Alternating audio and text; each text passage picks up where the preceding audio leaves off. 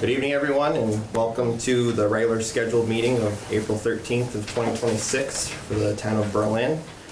On my right, we have Brian Davelbliss. On my left, we have Chris Hayward and Flo Smith. Also, our town administrator, Vince Conti. I'm calling the meeting to order. Any additions or changes to the agenda? I'd like to add 2 items, Mr. Chair. First being a discussion on the roadside maintenance for Mirror Lake Road. And the second one, just a very quick introduction of the chief to the 3 new board members as well. Awesome. And those are the only 2 additions. Any others?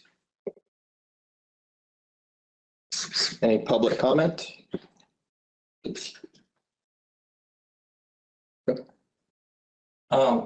Joe Staub. Yes, sir. Chief Berlin Fire.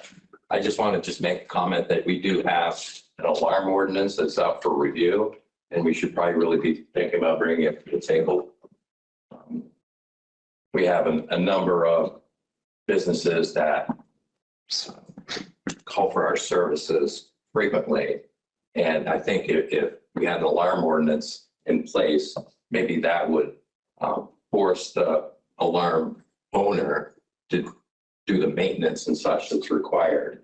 So we would not have nuisance alarms. Okay. Thank you. Thank you. Is there a fee for nuisance alarms, Joe?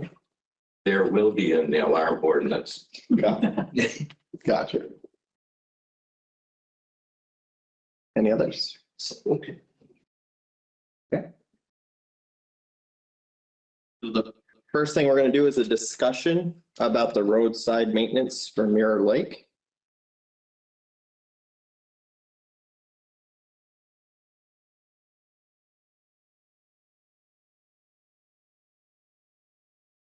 I'll start it off, and I thought maybe there were some others that wanted to speak to that. But the issue is similar to what it was. We did some maintenance there roughly about 4 years ago, in regards to mulching along the roadside with the machine. I have forwarded the emails that I received from the public with concern around that to the board members, so they're all aware that the board has seen those with regards to their concerns as well. So the real reason I advanced it so quickly is the issue at hand around the nesting is a big concern. And it's, again, every time we go to do this, it's an issue. So my thought and recommendation to the board is, again, it wasn't warned tonight, so we can't really make any decisions, but we can have a discussion to understand where we need to go. It'll have to be on the next meeting for a decision of where we do go, but to reach some sort of agreement that we can either document in a process or have a documented agreement in the minutes of meeting of how we move forward. So every year when we want to do highway maintenance, this doesn't come up again and again and again like it is. And just to forewarn you, we're going to have the same discussion in the near future about other roads and ditch maintenance as well. We have similar issues every year when we go to different places and do ditch maintenance too. So somehow we have to either communicate in a way to everybody they understand this is what it is, what it's going to be, or we give specific plans for specific places of what it's going to be to make these type of issues go away. That's the intent. So with that, back to anyone that wants to speak on it, I guess. This may have been brought up before, but just to help me out. So just to understand the idea behind it, like why are we brush hogging the pond? So it's not just there, but we do it to every road, but we keep the brush away from the side of the road for line of sight, safety. Keeps it out of off our equipment in the winter, summer months. I mean, everything that we own is over $300,000. So, and then traveling public over there, especially as like, that's the most pedestrian walk portion of any town highway in this thing. Spoken to residents over there, the concerns are people don't walk on the shoulder of the road, they walk in the center of the road. One thing by doing this is we're removing the brush from the side of the road, so then it's more comfortable to be on the side of the road, in theory. So people should stay out of the travel portion of the highway for the people that drive down the road while they're walking, so they don't feel like they're being crowded into the brush. This is one of the reasons why we do this. But it's just, and then it's also that we follow our state regulations of maintaining our roadsides, ditching. I mean, we clean the brush before we ditch. So when we clean the brush, then we go back and ditch, and then everything's done. And then like in this aspect, that Brookfield Road in that area is due for regraveling. So this is the process that we go through. We cut the brush. There might be a couple culverts that get changed this summer. And then the ditches are going to be cleaned, and then we'll re-gravel the road before the fall. This is a process that we do on all town highways. So it's nothing out of the ordinary that we're doing. So it's common practice and people have been made aware of this It is. before? We've talked about this, yeah. yeah, this is everyday operations for us. Perfect. We have someone on Zoom. Mr. Shambaugh has his hand raised. Okay. Mr. Chair. Mr. Hello, Shamrock. can you hear me? Yes, sir. Can you hear me? Yes? Okay. Hi, my name is Nat Shambaugh. I'm with the Berlin Pond Watershed Association. I'm also an ornithologist, and as you probably know, the Berlin Pond area is an important bird area designated by Audubon at a state and federal level, national level. That means that Berlin Pond is one of the most important areas for birds in the state of Vermont. I was involved with the creation of the important bird areas in Vermont in the 90s and 2000s and helped document that Berlin Pond is such an important area for birds, and in particular for marsh nesting birds, bitterns and rails, which nest in the cattails and the willows along the side of the pond and next to the road when it's wet enough. So I just want to urge you strongly to put a hold on this process for the time being while the town administration and people that love the pond and walk the pond can have a chance to come up with a policy that makes sense, that doesn't require you brush hogging 30 feet from the center of the road, which is what some of the work was done on the north end of the pond. And that's, you have trees growing much closer than that all along other parts of the roads in Vermont, and ditches and stone walls, and there's no reason why one needs to brush hog that far away from the center traveled portion of the road, in especially straight portions of the road like Mirror Lake Road. I can understand needing sight distance and intersections and corners, but when it's a straightaway, you don't need to do that. And the brush is not what's keeping people from walking along the edge of the road. They just like walking in the middle of the road. It's a better place to walk.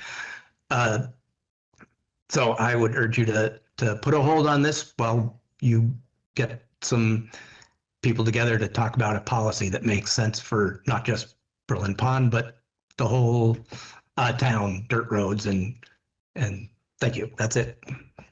You have two more hands. Mr. Beckett was next, Mr. Chair. Mr. Beckett? Yeah, thanks. Can you hear me all right? Yes, sir. Great, thanks. Yeah, my name is Sean Beckett. I'm the program director and ecologist with North Branch Nature Center. First, thanks for bringing this to the agenda tonight. Appreciate all you taking quick action just to get these voices out. That's great.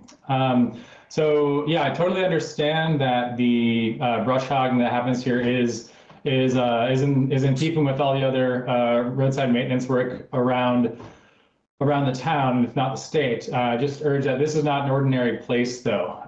This Berlin Pond is really the premier bird watching destination of all of central Vermont. And there's no other location anywhere in central Vermont with as much bird diversity as is found at these two causeways on Payne Turnpike and Mirror Lake Road. And it's because of that shrub wetland habitat on either side. And, you know, of course, brush hogging into the wetland, you know, every bush that you take down, of course, you know, that's a place where now it's no longer a habitat for something to nest in. But maybe the thing that's less obvious is that that entire shrub wetland is fairly narrow for large portions of that whole stretch. And by brush hogging into it, you reduce the remaining width of that wetland that exists to a point that is no longer suitable habitat for things to nest in. So it's not just the damage to what is brush hog, but it's the effect that it has on what remains. And so anyway, without getting you know, too deeply into the weeds, I just want to urge, as Nat did before me, urge a pause to the management along Mirror Lake Road for now, so that the select board and the town can have a more informed understanding of the consequences of that brush hogging. Yeah, that's what I have to say. Thanks very much. Mr. Beckett, I have actually a question for you.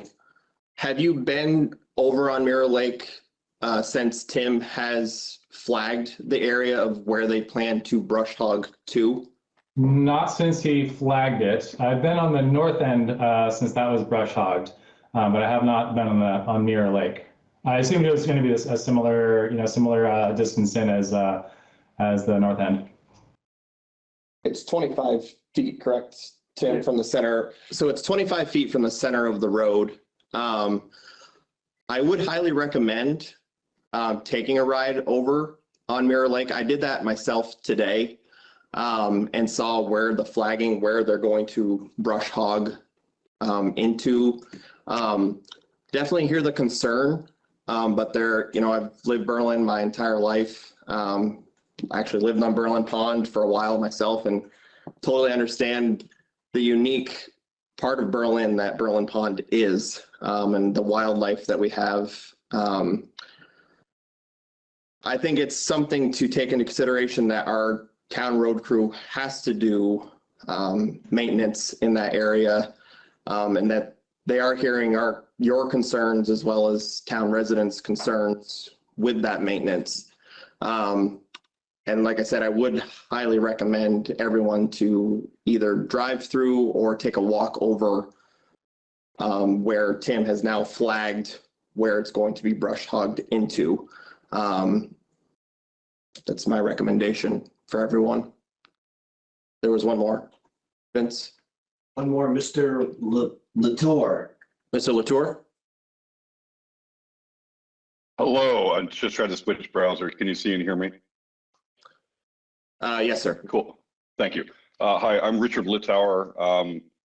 I'm a former board member at North Branch Nature Center, former Montpelier Conservation Commission person, currently a PhD student working on ornithology in New Zealand. I'm calling in today from Wellington, New Zealand, where I'm a fellow of the Linnaean Society and then a member of the Royal Society of New Zealand as well.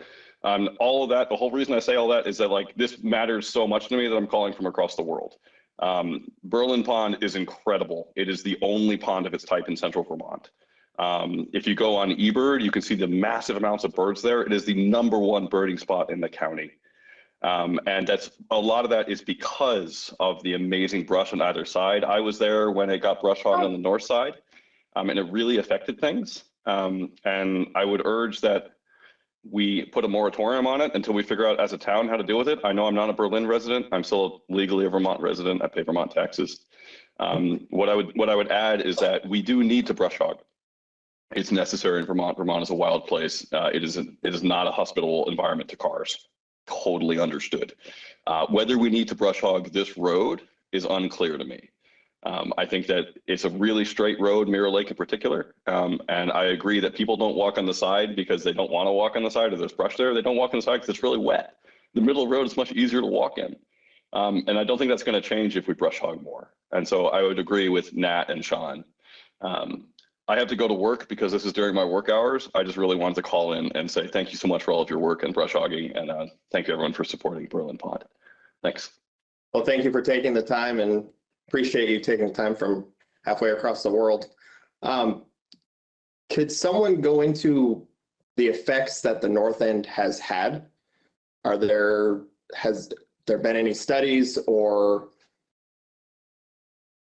information to be brought to us to show the effects that it's had? From my perspective, there have been no studies on it. However, I'd be willing to work with Sean to come up with an output from eBird to look at the difference in observed birds in the past year since it was brush hogged. I was there birding heavily along with former Montpelier resident Clay Poitras, who went there almost every day. It's who Clay's bench is dedicated to in the north end or in the south end on the field. And eBird has all these records of all the bird observations. I'd be more than happy to spend some time data crunching to see if there's been a noticeable downtick in observed birds since the brush hogging. Just let me know if that's something that would be useful. That's something, I mean, we know we can't make too many decisions tonight, but I think any information for us going forward would be worth it. I don't know if you want to email us. I can talk to Sean and figure out how to get it to you. That won't be a problem. Sounds great. Thank you. I think that would be helpful for the future decision that I'll we do need it. to make. I'll do it today. Yeah. Thank you so much. Thank you. Thank you. To comment on one of your sayings there, people aren't walking on the sides because it tends to be a little more wet. Clearing back from roads definitely does have an effect on drying out roads, and it also generates a little bit safer path of travel when a car maybe is crowding one or the other and you're forced to the shoulder of the road. If that shoulder is soft due to vegetation, tends to want to pull you in. So something to think about there as well. Is I'm assuming there's probably trash along Berlin Pond, just like every other road, unfortunately. And I would imagine it must help tremendously with cleaning up some of the trash, which getting into Berlin Pond, I imagine, is less than ideal. So it's another thing to take into consideration there. And I also took a ride out Mirror Lake today, looked at where Tim had flagged. It looks pretty minimal what he's looking to cut there. And again, like Jared said, maybe everybody take a ride out there and have a look for themselves. Based on what I could see where the ribbons are, it's anywhere from 3 to a maximum of about 5 feet. So to me, it's pretty minimal.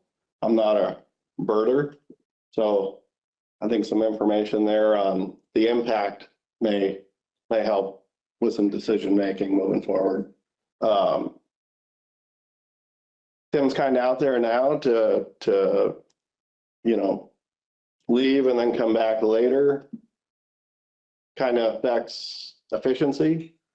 And now it's kind of a wet time of year. It's a good time to do this maintenance when they can't do other road maintenance. I mean, frost is still coming out of the roads. It's kind of a good time. So I think acting on this maybe sooner than later, and then, you know, if studies can show the effects, maybe it gets readdressed later down the road when statistics can come into play. Can I ask a question? Yes, absolutely. Tim, is there any reason why it can't wait until next year while we discuss this? Yeah, because we're there now. It's on our agenda to be processed this year. Like, it's on the schedule. We're in the area. We're doing all that work in that area. And it was done probably 4 to 5 years ago. And then we got to move on to another section of town. Like, this is how we keep a schedule. We keep a rotation on the roads that we maintain so we don't fall behind. And if we have to skip sections, it costs us money and time every time we have to load a piece of equipment, move it to across town, then turn around in a couple of weeks or whatever, move it back. Like, we're trying to be the most efficient we can be to spend the tax dollars the efficient way. So, I mean, that's why it was scheduled, why we do it. We're doing it now is because it's part of our, well, part of our CIP. It's, or not our CIP, but our capital improvement plan is Brookfield Road and Mirror Lake Road are up for re-graveling this year. And that's, I mean, this is the 5-year schedule that we've set. And so we're following the schedule that we've set. But that's not set in stone, I'm afraid. You know, these things can be modified. Has that area been deemed like a bird sanctuary or protecting any particular species that's? Well, it was originally designated as an important bird area because of the marshland birds in particular, bitterns and rails, which nest and feed in the cattails and the small willows and so on along the edge of the pond. So important bird areas, again, are places designated by National Audubon Society as being especially important for nesting and observation of birds across the country.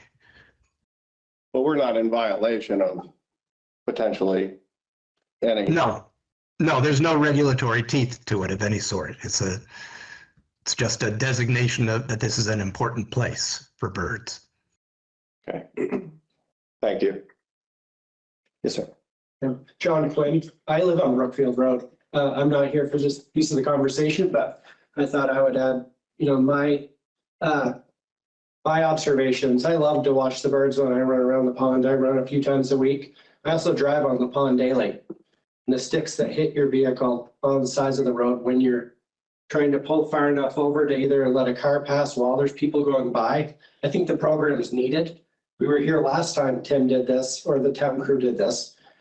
And it does add extra room to the road, and it makes people feel more comfortable getting further off to the side. I would also say if you're going to do a study, it should probably be over the next few years. Weather patterns probably have an effect on the bird observations as well, right? We've been through a couple of funky weather patterns recently, right? So to observe that for a couple of years and to see how that affects things as things grow back may be something you want to consider before just shutting down the program. And another one online as well, Mr. Chair, Mrs. Copeland. Ms. Copeland. Hi, Betty Copeland.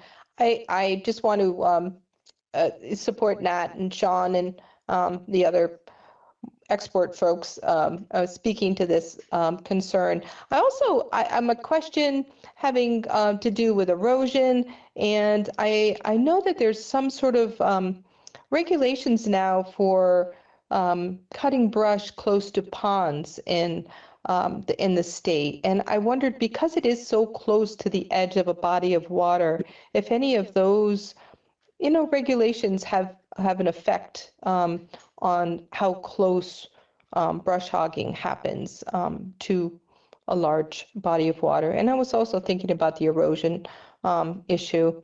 I took a lot of photos today of the tags and the trees, and I haven't been out with a measuring tape yet, but it really is. I really would encourage folks to take a ride, because the existing distance from the edge of the road to the brush is significant. It is currently very significant on the south side of the pond. And I would love for you folks to pause and consider this, and possibly consider, you know, decreasing the number of feet you cut back on that section of road as a possible compromise in the future. Thanks. Thank you.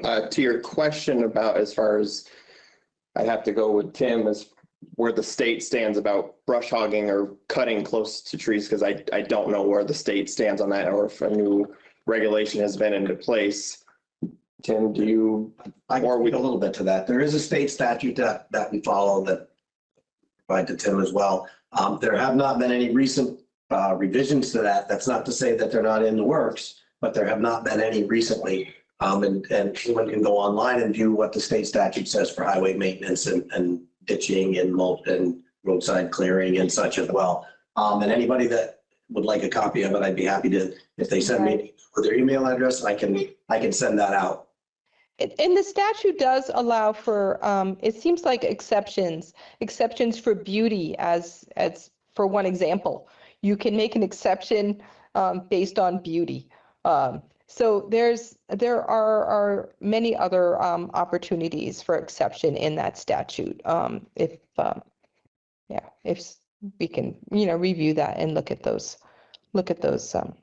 options for compromise. Thanks. Thank you.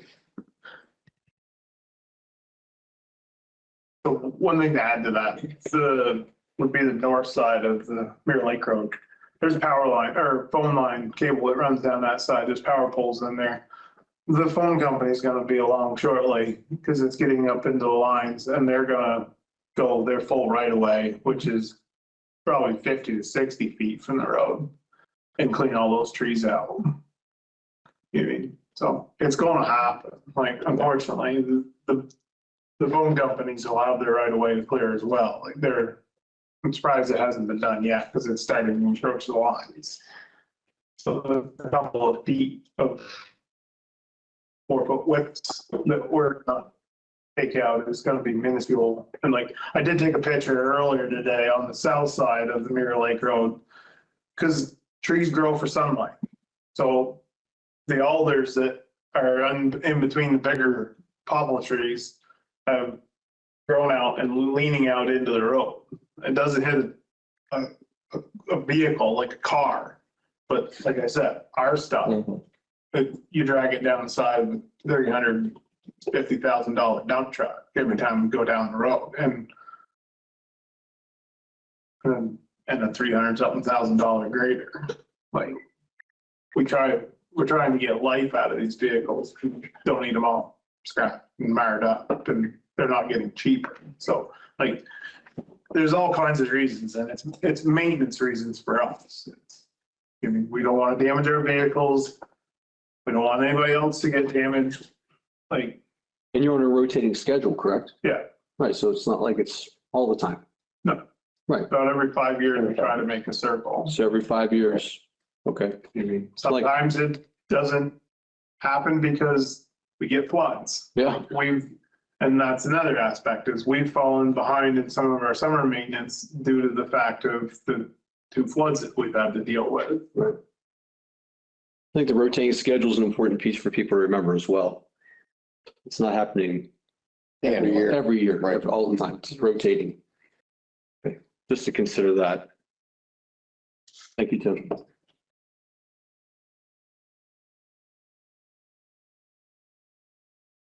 Any other questions, comments?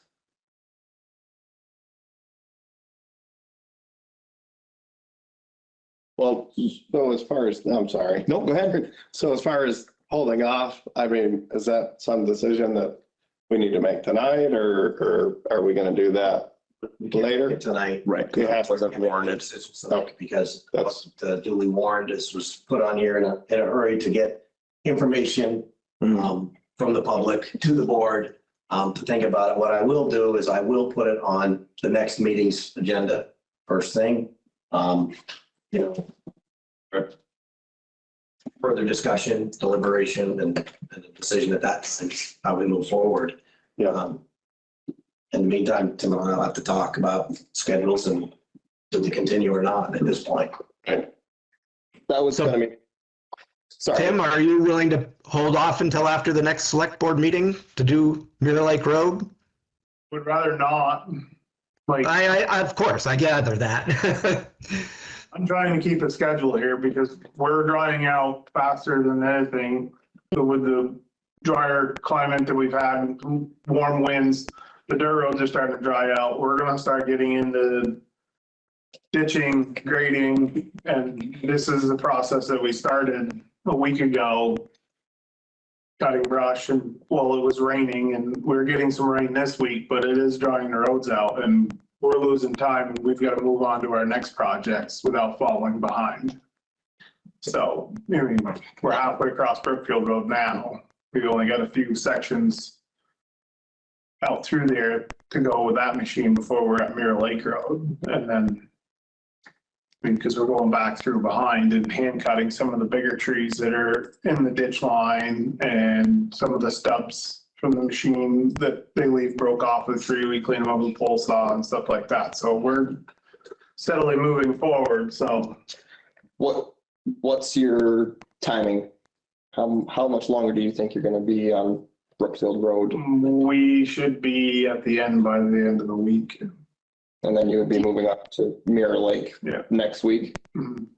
Jared? It's Carla.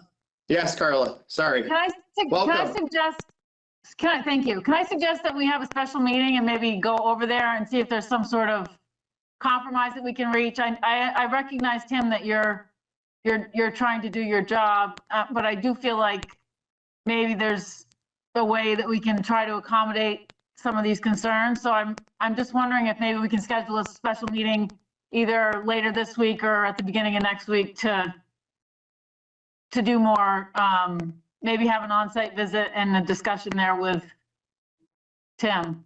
Well, Carla, I think you're reading everybody's minds here, especially us on the board, because I was about to suggest Okay. that we do a special meeting, and that giving that timing that Tim has the rest of this week to finish Brookfield Road. Vince, we need how much time for special meeting? 48 hours at the most. So, so we can do it. If we can, I don't know what everyone's Thursday night looks like. It works. I have it Works on for me. 4 in New Hampshire. Okay, So I don't know what Wednesday night I could probably do. so Wednesday night, we wouldn't have enough time, right? I can warn tomorrow morning. If Wednesday's the day, I can put out a warning tomorrow. Could I'm guessing we would want some of Mr. Beckett or Mr. Shambaugh to be there as well, if they feel up to coming. Would that be something, Mr. Beckett, or? Yeah, I'd like to be there. Yeah, I could probably make either Wednesday or Thursday night work. Same here. I'd love to be there, and thank you for considering to do that. So I think we should request a special meeting for this Wednesday, 6 o'clock. Meeting on site at Mirror Lake Road. All coming with respect for both sides and what needs to be done and what needs to be discussed. But I think that is, Carla, I appreciate you bringing that up, but I think that is the best foot forward right now for this, and being that we can't make a decision tonight, having that special meeting on Wednesday. Does Wednesday give you enough time if you're putting it out tomorrow morning for the 48-hour advance notice? Yep, we'll be fine for a special meeting. Great. Thank you very much. Appreciate it. Thank you. Thank you all for taking the time to join the meeting tonight. We're going to move forward onto the next subject, but thank you, and we'll see you Wednesday at 6. Thank you. Thank you, Tim. I appreciate it.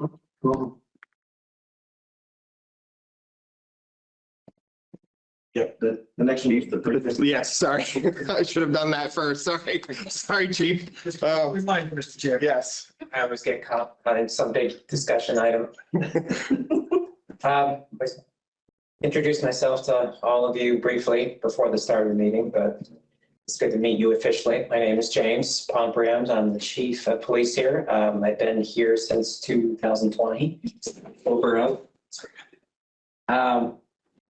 I have about 30 years of experience in the criminal justice system here in Vermont, and about 23 years specifically as a police officer.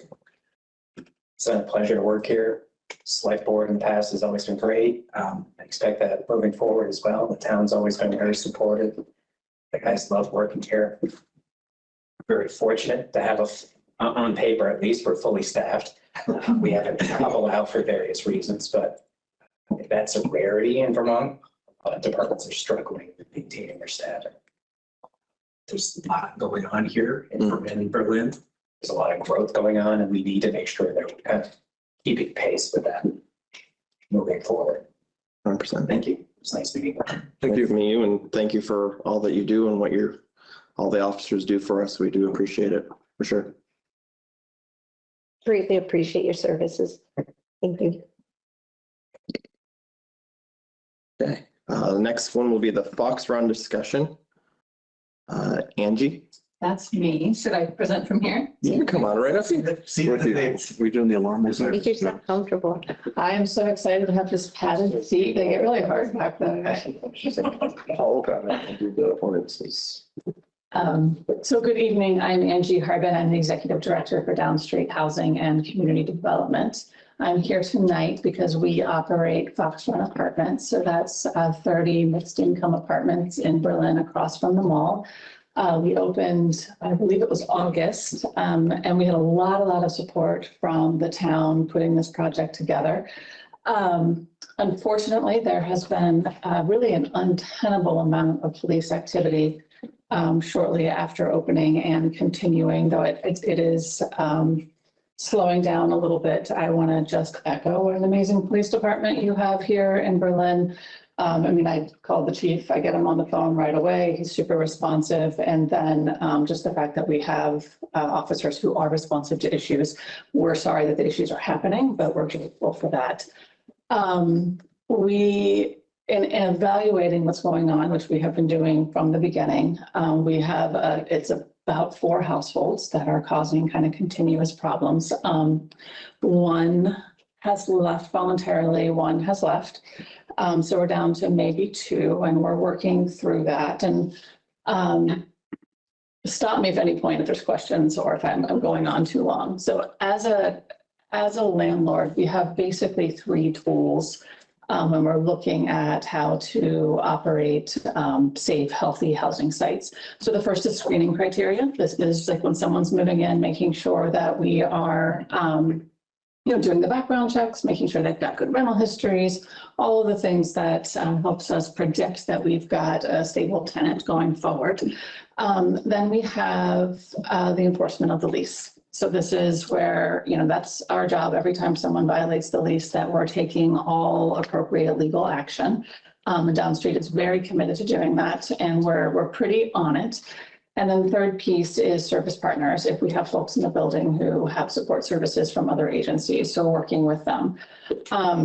So we are, one, taking a look at our screening criteria of what went wrong, right? Like clearly this is not how we want to be operating a building. We're sorry for the impact on the police department and on the community as a whole, but really concerned about the 26 other families who are living in this building who this is affecting their daily lives in really big ways. So we want to make sure that we're not repeating the same mistake with new tenants as people are exiting.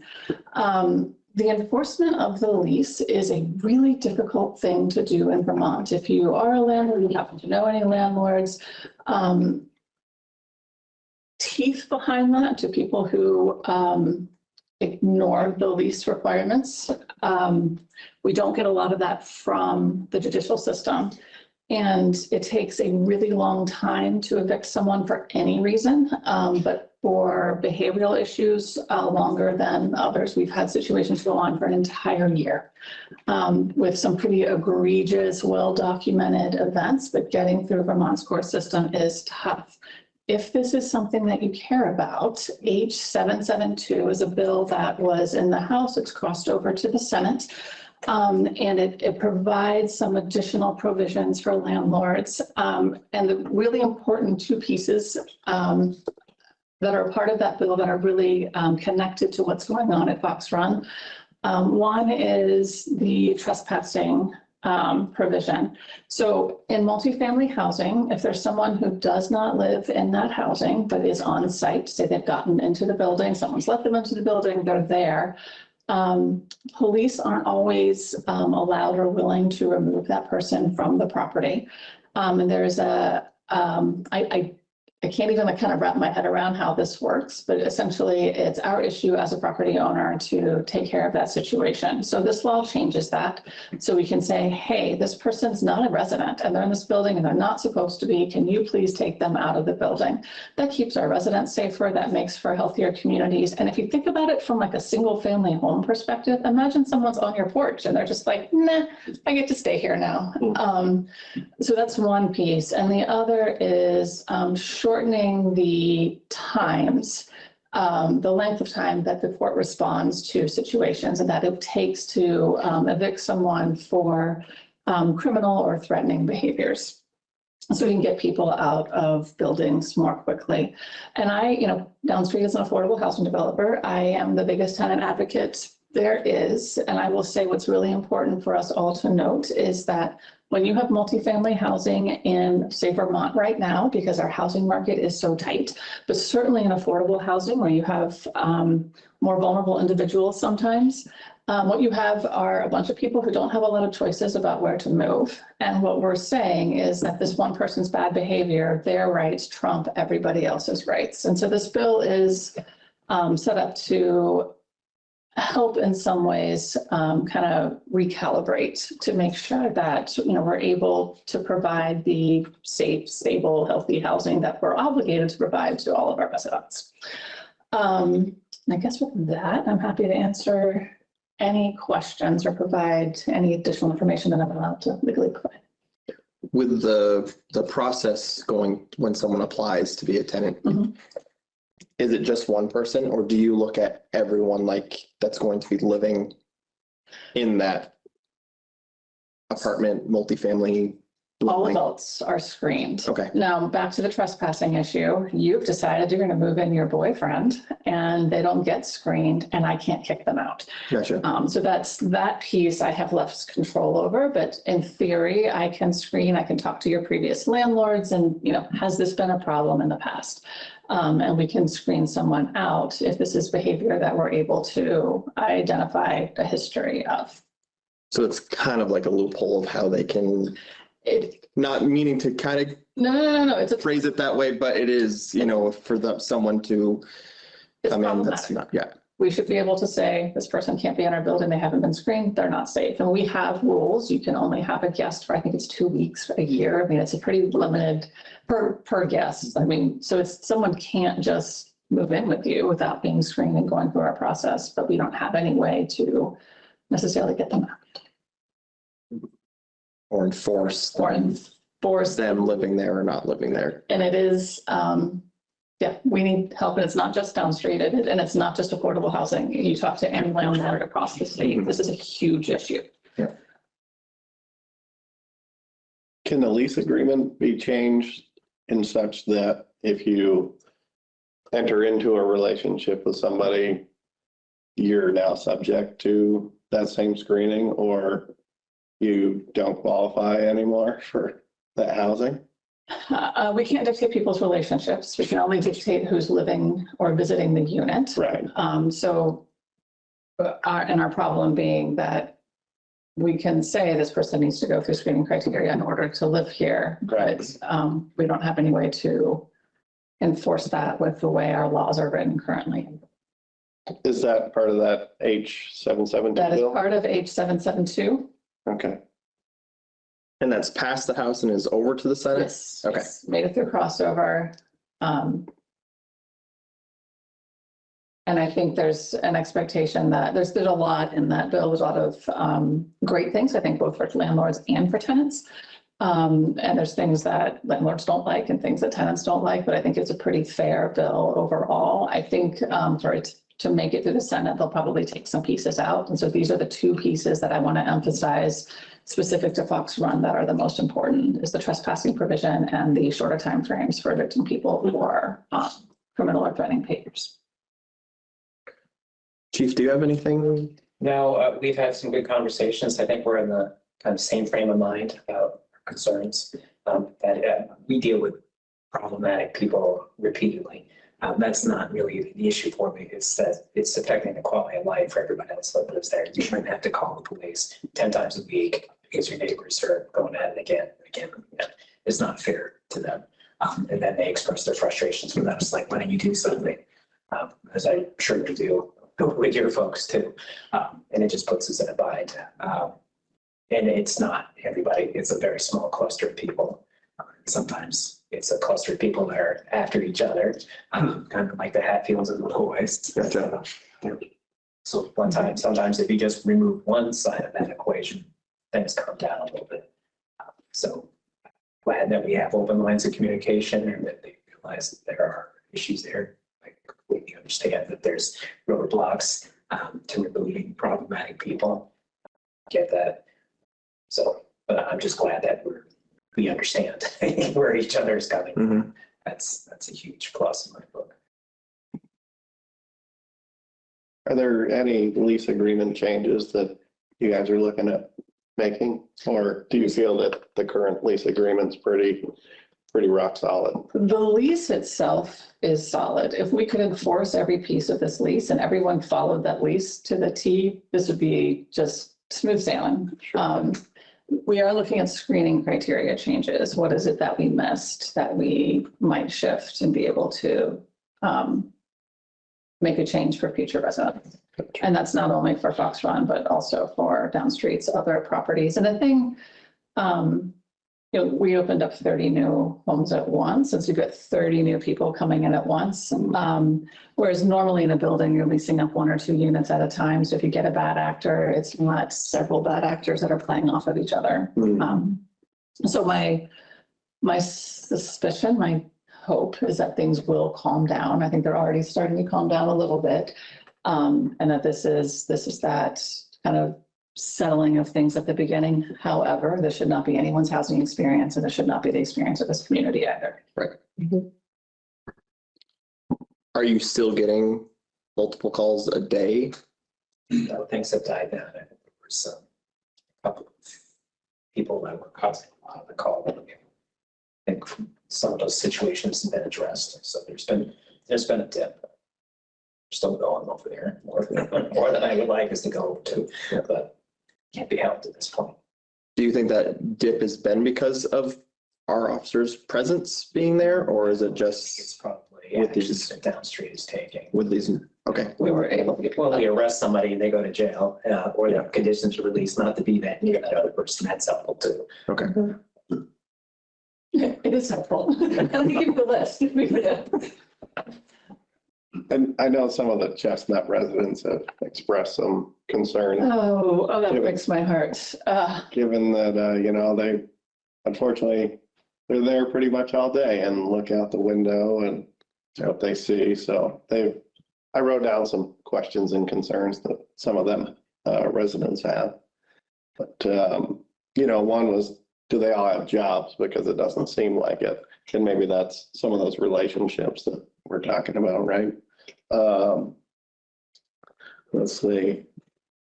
Not sure why, but are you at full capacity over there? We did just have 2 move-outs, and I'm not sure if we've moved folks in, but it will be days if it's not done already. Yeah, sure. There's a housing crisis. I'm not sure if you've heard. Yeah. I wasn't aware. I know there was some employees of Chestnut that were looking to maybe move in there, be pretty convenient. Oh, And I believe that it was unaffordable. we have, it's mixed income housing, so it's a full range of affordability. We have subsidized units, so that is, you pay 30% of your income for rent, and if you have a very low income, you pay a very low rent, all the way up to, I think this building, the most expensive unit is like $1,800 a month. Okay. So it is a full range. The federal government, the IRS designed a housing program. So we have all of these like funky regs around what your income needs to be and then what the corresponding rent is. And there are folks who, if they have incomes over 60% of area median income, I won't get into the details. So they don't qualify for the less expensive units. And so it's the more expensive. So I don't know what the going income is at Chestnut Place, but they fit in that. Sure. Yes, so definitely mixed income, and there definitely are folks who are priced out of maybe what was available at the time. I'm not quite sure what the scenario was. Sure, yeah, okay. That was kind of the bulk of it and asked in different ways. And another one was pets. Some of them were concerned about, I'm assuming dogs, cats generally aren't too disturbed. We have a no pet policy, but we have to follow all federal regs on emotional support animals and service animals. And so we do end up with some dogs and cats. Yeah, okay. See, as an owner, the cats are more problematic for me, but I think it's the community being more concerned about the dogs. Oh, sure, yeah. I think that's the one, but. And I'm happy to visit Chestnut Place if that's. It might be helpful for them, Okay. I'll see if I can get a community meeting. That's great. Yeah. Mhm. Thank you very much for speaking with me. Yeah, sure. Yeah, very much.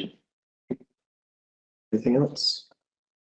Thank you for being here and for being open with us and willing to come and the things that you're putting in place and trying to do to the best of your abilities. Absolutely, and I'm sorry the best of my abilities have landed us just here, but we are moving in the right direction, I think. No apology necessary. Sounds. For what you're doing. Yeah, we appreciate what you're doing. Thank you. Thank you so much. And thank you for taking the time. Thank you. Absolutely. Thank you. Use of the fire department. Yes. Janice Broom Club. I don't really need to move, I don't think. No, you're good. So this should be quick and easy. But, as many of you probably know, with the fire department transition to a municipal department, and as part of that, a little bit of history also when the corporation, which was responders and non-responders, family support people was first formed, a ladies auxiliary was formed. They were their own entity. So, basically it was back in those days, of course, a lot of the wives of the firefighters would do fundraisers, do meals, bring supplies, whatever, to large scenes, things like that. So they were always their own entity. They had their own bank account, supplies, etc. With the department becoming municipal, like basically much everything in the building, came to the town, right? However, there's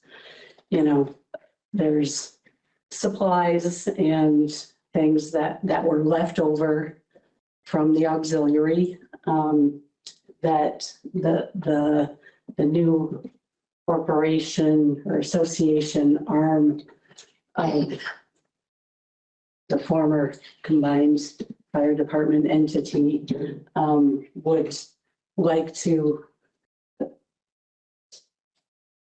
take over or be really, it was really gifted from the auxiliary because it was, over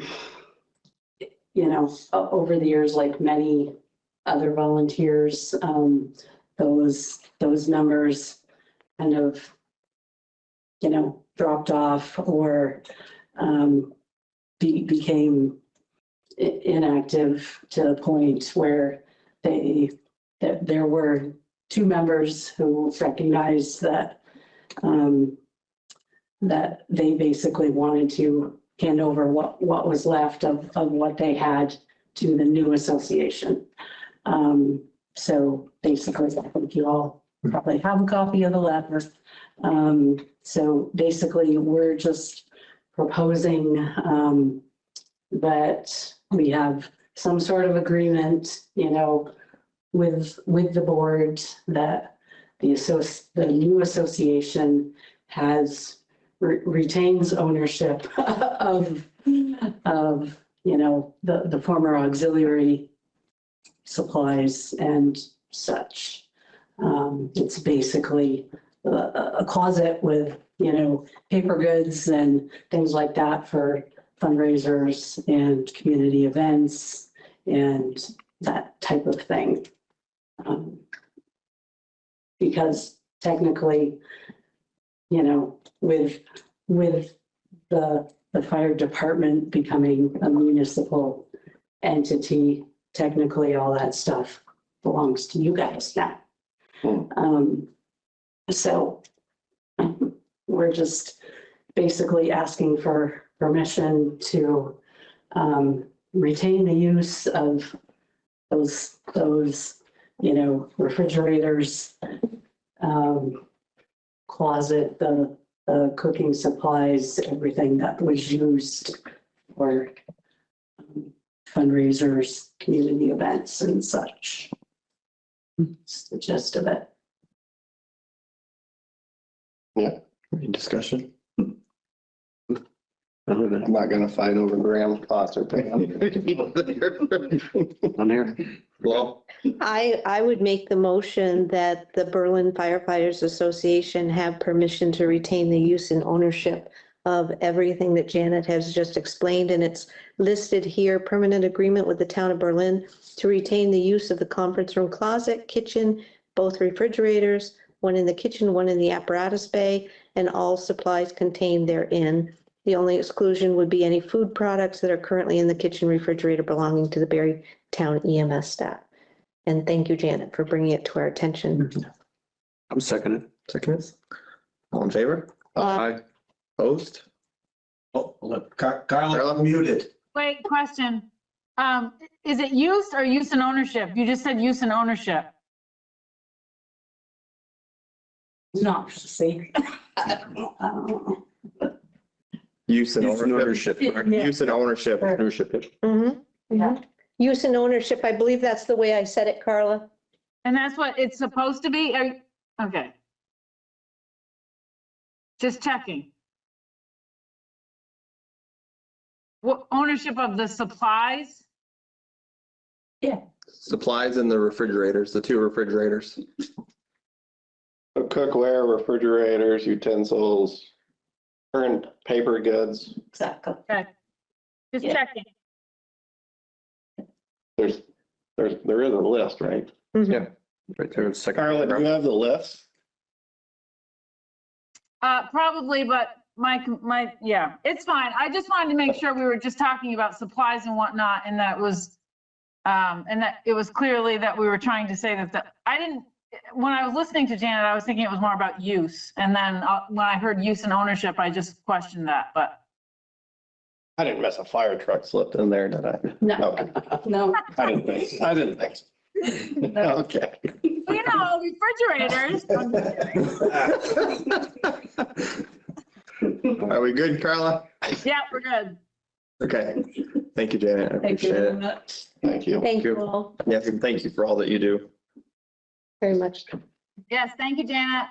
You're welcome. And just to throw an additional thing in there, we need some judges for the pie breakfast competition. Can you be a judge if you? Would there possibly be, would there be strawberry rhubarb there? And I have a new pie server to donate. I meant to bring it to you earlier, so I'll get that over to you. That's awesome. When's the date again, Janet? Next Saturday, the 25th. 25th, okay. Yes. Gonna be a chicken chili pie? That's separate. All right, next on the agenda is the emergency medical services contract discussion and decision. Okay.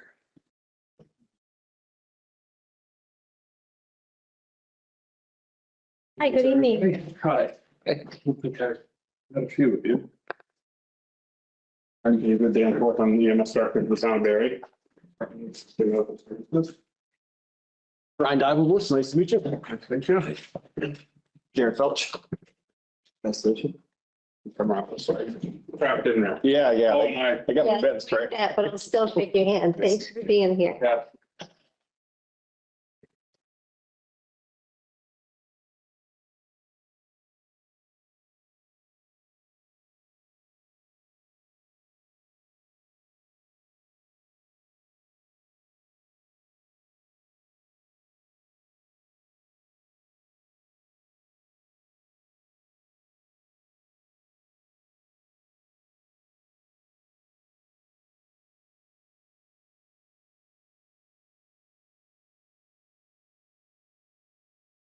So I was here 6 weeks ago, I guess, presented a proposed contract. I'd have to look back, it's been close to 30 years, I think Barrytown's provided ambulance service to the town of Berlin. We're currently stationed at the Berlin Fire Station, which like you just heard. We had a 3-year contract back in 21, that then had a 2-year option that the town exercised, making it a 5-year contract. So that's what we were looking at, is with all of our towns hopefully moving toward 5-year contracts, just for stability, save.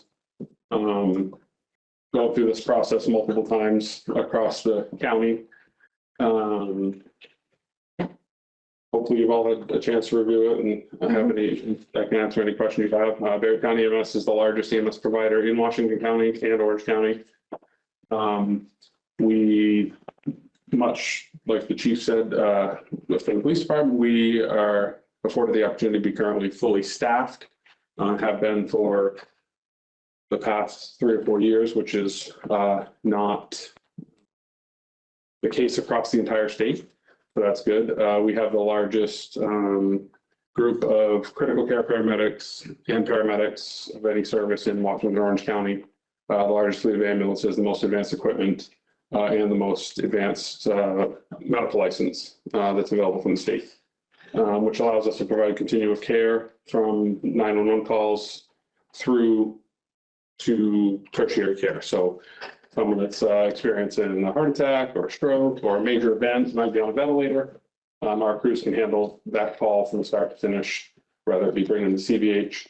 If CVH can't handle them, then picking them up and taking them to tertiary care.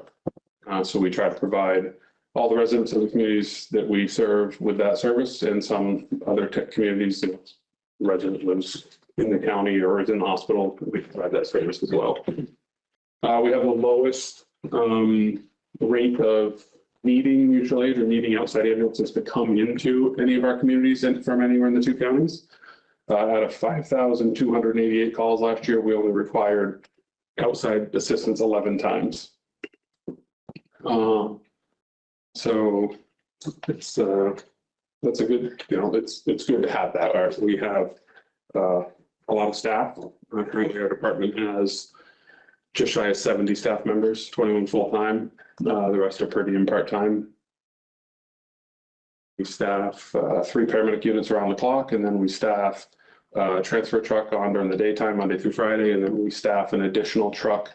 We look at our data about every 3 months, and we adjust accordingly, but we staff a 3rd truck, or a 5th truck. We're currently on Tuesday, Thursday, Friday, and we send that truck up here to Berlin because it's pretty busy and second calls happen a lot to reduce overall response times across their coverage area.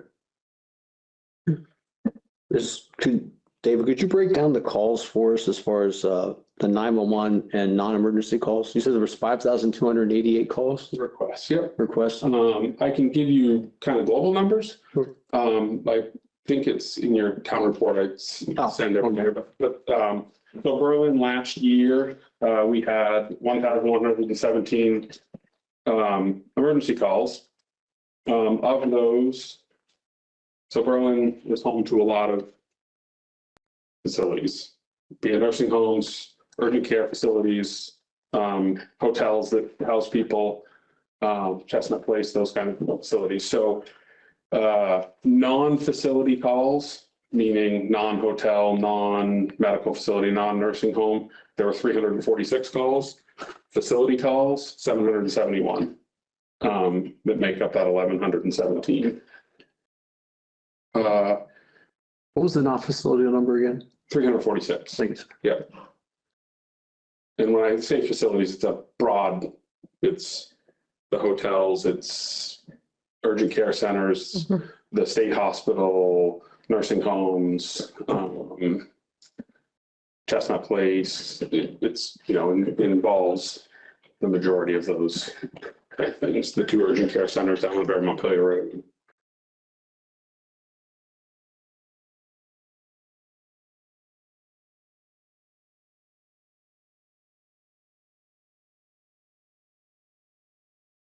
Transfers, let's see if I have. That's Well- impressive that out of 5,288 calls, you only needed 11 times of outside assistance. That's very impressive. For a staff of 21 full-time and 21 part-time-ish. No, 21 full-time and Oh, it's 21 full-time. 21 full-time and about 45 part-time per diem, so almost 70 staff total. Even Yeah. more so. Mhm. And then transfer requests across our entire organization, 1,875. That make up part of that 5,288. And then we provided mutual aid 242 times to other entities around the county. Mhm.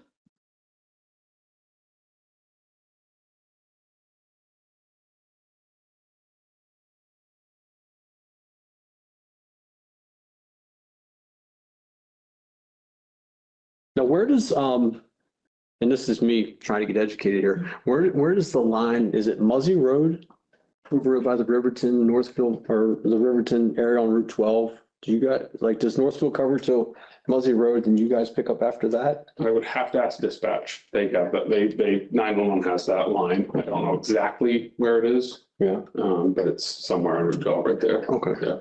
I was just looking about response times from there to that part of town, what that would look like. Which part of town? Like the Route 12, say Dog River Farm Meter or something in that area.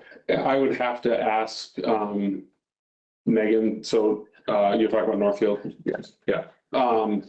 You can certainly get their times over globally. They routinely, in their current state, don't staff in the station at nighttime. So they come from home a lot. So I don't know what that would do to their response time. But you're responding, like, would you guys cover the other end of Route 12? We do currently. Right, so I was trying to figure out what that response time, I guess it would depend on.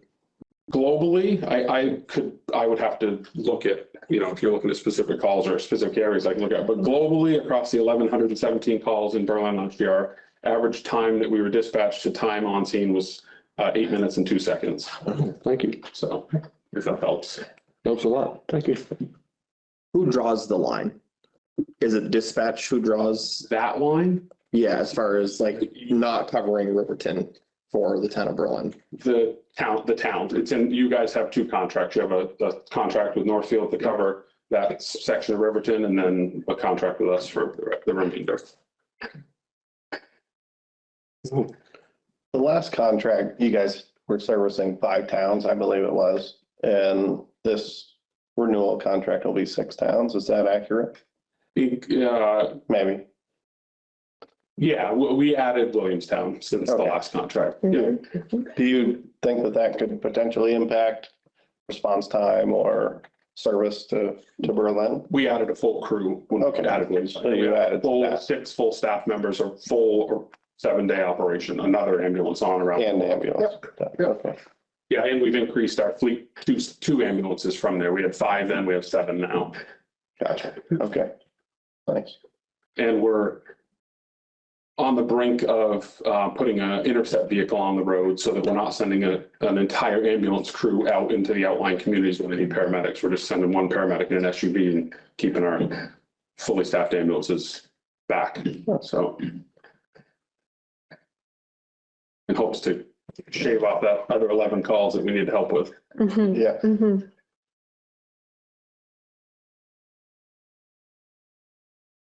So the price that we're getting here is based off of assuming that all 5 towns sign the contract. So if we say 2 out of those 5 towns do we have a number that would increase to for Berlin? Much like when we added in Williamstown, we would also look at down staffing. We would, appropriately size our operation for that. So I mean, there's clauses in every contract. I wouldn't anticipate a dramatic shift in the amount of money that it would cost because we would adjust our staffing appropriately for the response that we're providing for the call volume. Looks at section or contract subsidy number 2, section B, agrees not to increase per capita by more than 5% of any contract year. Would that be?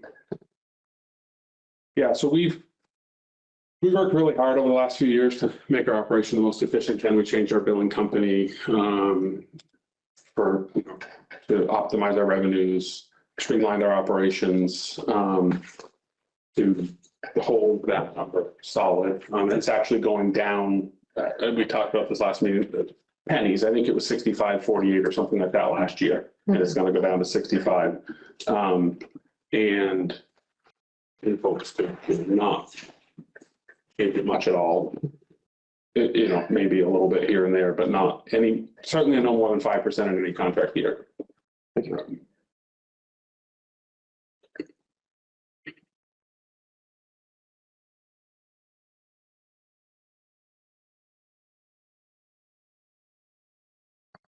Might not be the appropriate time and shut me off if it's not.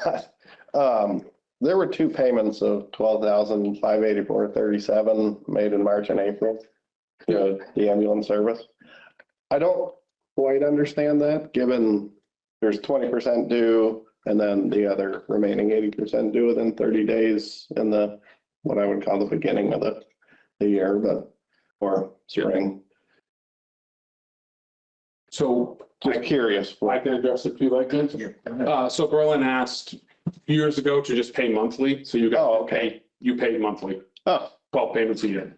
So yes. So the 80% is. It's been in every contract. We can certainly change it to monthly if you want. Not relevant. Yeah. It's okay. You guys have paid monthly for as long as I've been around. Gotcha. So, okay.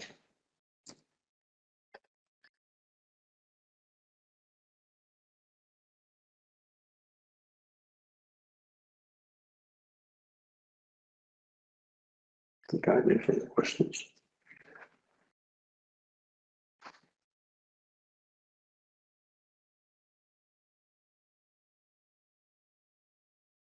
Any other questions?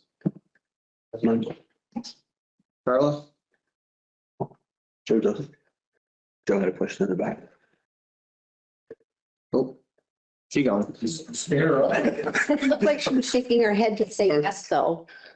Maybe we could wait a moment to see if she's able. Joe, did you have a comment or question? Yes, I had a question. So when you're talking about mutual aid, if we didn't have a staffed ambulance in the town of Berlin and all came in and the ambulance from Williamstown had to respond, that would not be a mutual aid call, of course. Correct. But what would that response time look like? Probably not 8.2, 8 minutes, 2 seconds. No, that's our average across. It would depend on where it was in Berlin. Yeah. As I said, specific calls I would have to look at. Well, I asked that question just so the board would be understanding that we could have an ambulance coming from Eastbury or Williamstown responding to Berlin if we didn't have an ambulance in town. Yeah, and those are all included in that number. That 8 minutes is included in any of those responses as an average. It's about, again, depending on where in Berlin, it's 6 to 10 minutes from Eastbury, unless we're going, down on the Route 12, then it's a little longer. Williamstown, 12 to 16 minutes probably.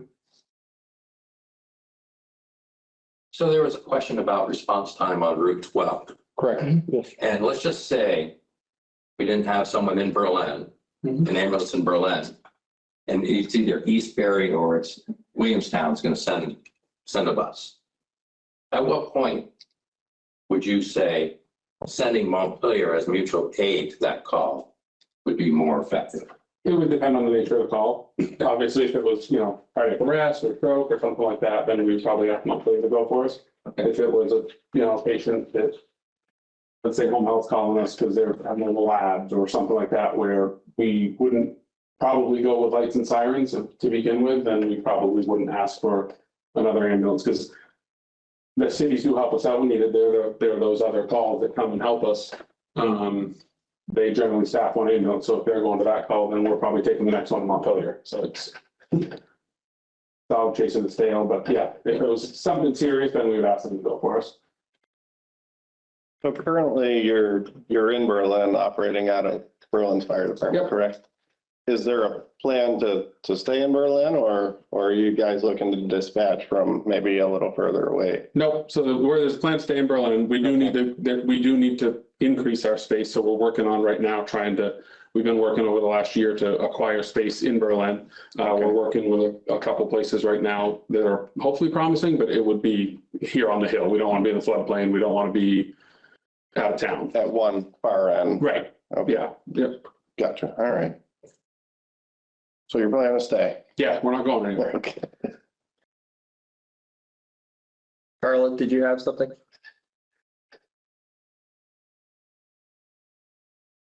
Don't ask me to unmute again. I might disconnect. Okay,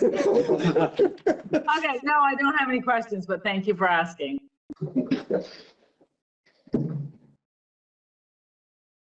Joe?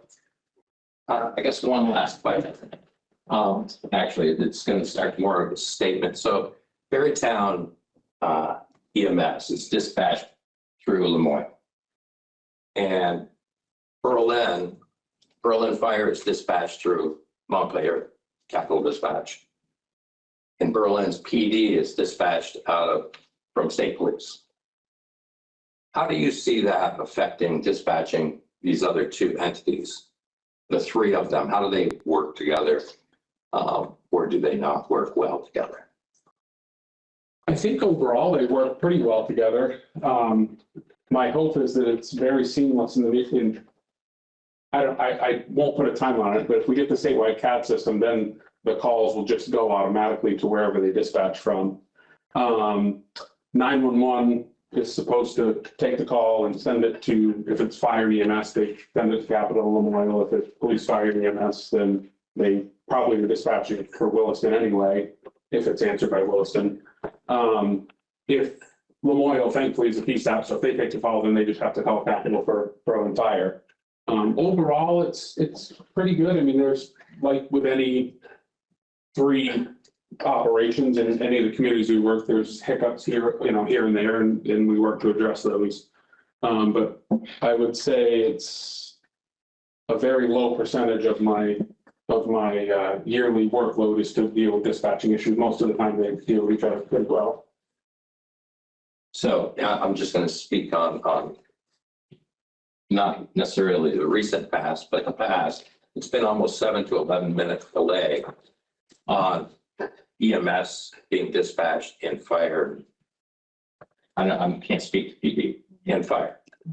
I'm going to say recently it's been much better, but it has been a delay of upwards of 7 to 11 minutes, which is huge. That may, I would have to look back at the data, but prior to, I won't say a few years ago, in Valcor, they had one spot. So if it came in and it sounded more fire tight, they would send it to Capital, and Capital would call Lemoyle. Vice versa, if it sounded more medical, they'd send it to Lemoyle, Lemoyle would call Capital. Now they have more spots. So 911, where it's supposed to work, is supposed to dial both at the same time. They answer and the 911 call taker distributes the information to both, which is hopefully why it's been better. It's better or getting better, but that's just something to consider, the several dispatching centers. So we have different frequencies for dispatch? Yeah, there's, to Joe's point, with police, fire, and EMS, there's 4: state police, Perry City, Montpelier, Lemoyle, Orange County Sheriff's, I guess, for Williamstown PD. So 4 or 5 dispatch centers that dispatch all the emergency services in Washington County. Were they ever together at one time, like the same frequency? I don't know that they were ever together, but yeah, it's always been a. But the state's trying to move to that? They're not gonna, I don't know that they'll ever consolidate all the dispatch centers, but they're hopefully moving to a statewide CAD computer-aided dispatching system. So if the call comes in, if you're in Williston, you answer the call and you put in the address and you say fire, police, and EMS, the screen at the other dispatch centers will start flashing red. Like they won't have to pick up the phone. They'll just send the call via computer to the other center. So it should be much more instantaneous. If we get there, this has been 5, 6 years in the works, before COVID probably, but a little more promising. This legislature is allocating some money for it, so we'll see.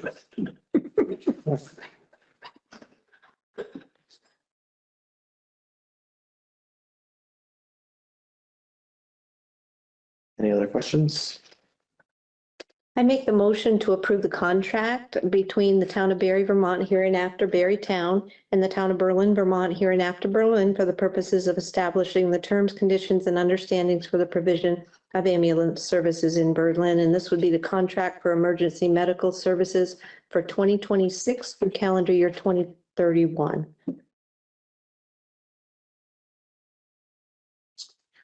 Fiscal year. Thank you. I did say calendar year. I meant fiscal year. Thank you so much.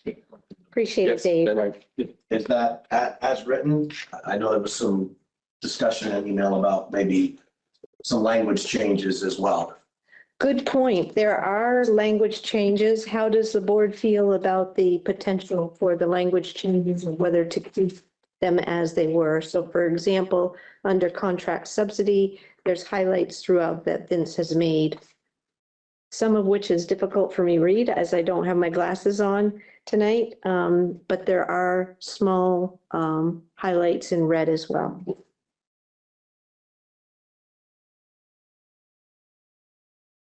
Open to discussion on that, and then we can go forward or make any changes as required. It needs to be decided tonight, or is there a discussion about it?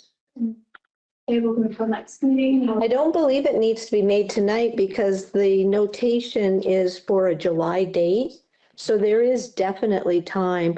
The contract was, potential date of the first day of July 2026. So you make a good point, Angela. We could table it for tonight, have more time to look at the modifications proposed. I have a question, and maybe it's in here and I just missed it. So July 1, that contract in 25 was 5604 per capita. And it doesn't say what it's going to start as, but it says to June 2031, reaching 65 per capita. It was actually, so it had gone up, last year was 65, 48-ish. Yeah, there was a bunch of, yeah. And it was going to go down to 65 this time, slightly, but down. Yeah, the contract was written. Got it. I didn't see that change. So Good question. might be worth a little further reviewing, maybe. I agree. I think it's something we should table with some of these questions to be brought forward, and also to have it kind of reworded in a breakdown of the $65. And I guess also with like the next census being in between that period as well. 2030. Right, and then we're going to 2031. With it for June 30th, it'd be June 30th. We'll have the numbers back. Maybe we will, but right. Yeah.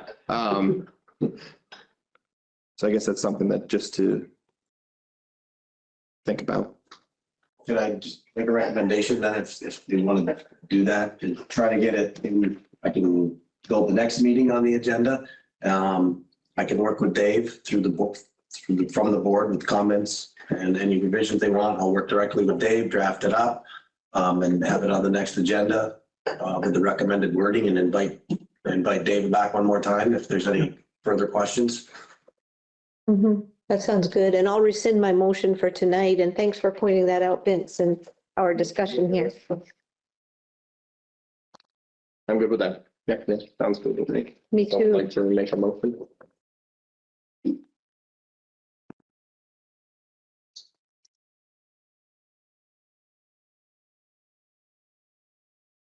So we'll table this for this meeting to come back on the next scheduled meeting for April 27th. I'm sorry, correct.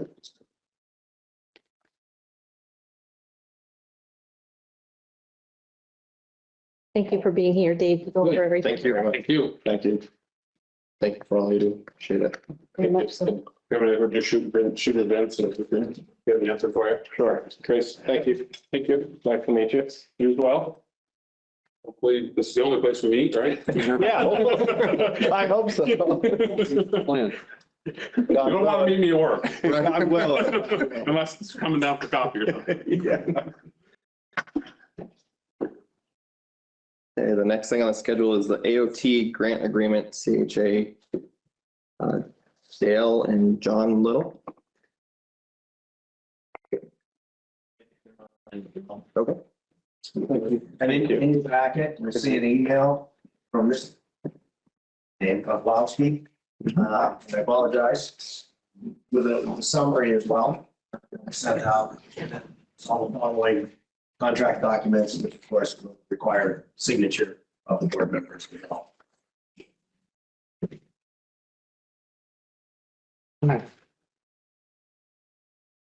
Yep.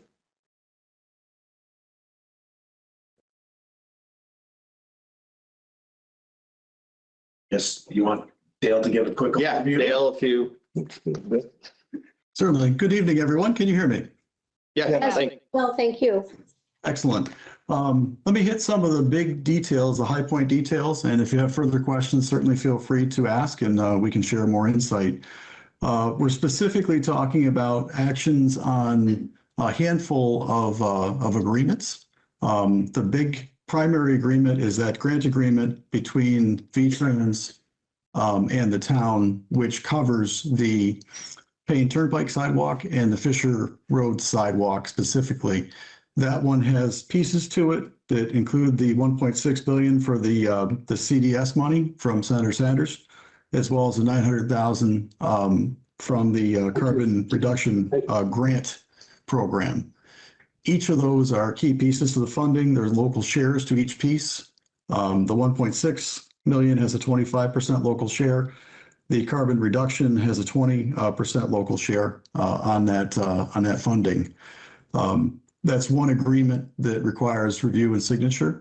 There are two specific agreements for CHA and two specific agreements for Stantec, as each sidewalk on the roadway segment is assigned a different scope, fee, and assumptions because the routes are slightly different.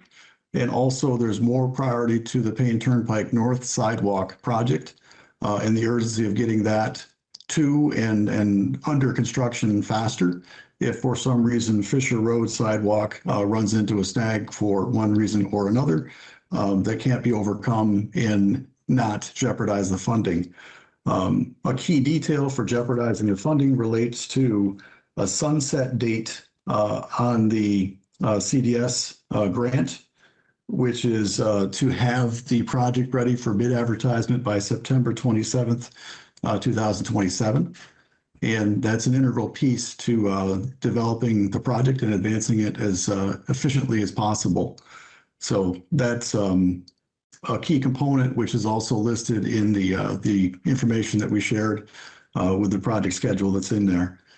We do go from basically the project schedule beginning with tonight's decision right up until that actual bid advertisement date, award, and then the beginning of construction. That information is shown in there.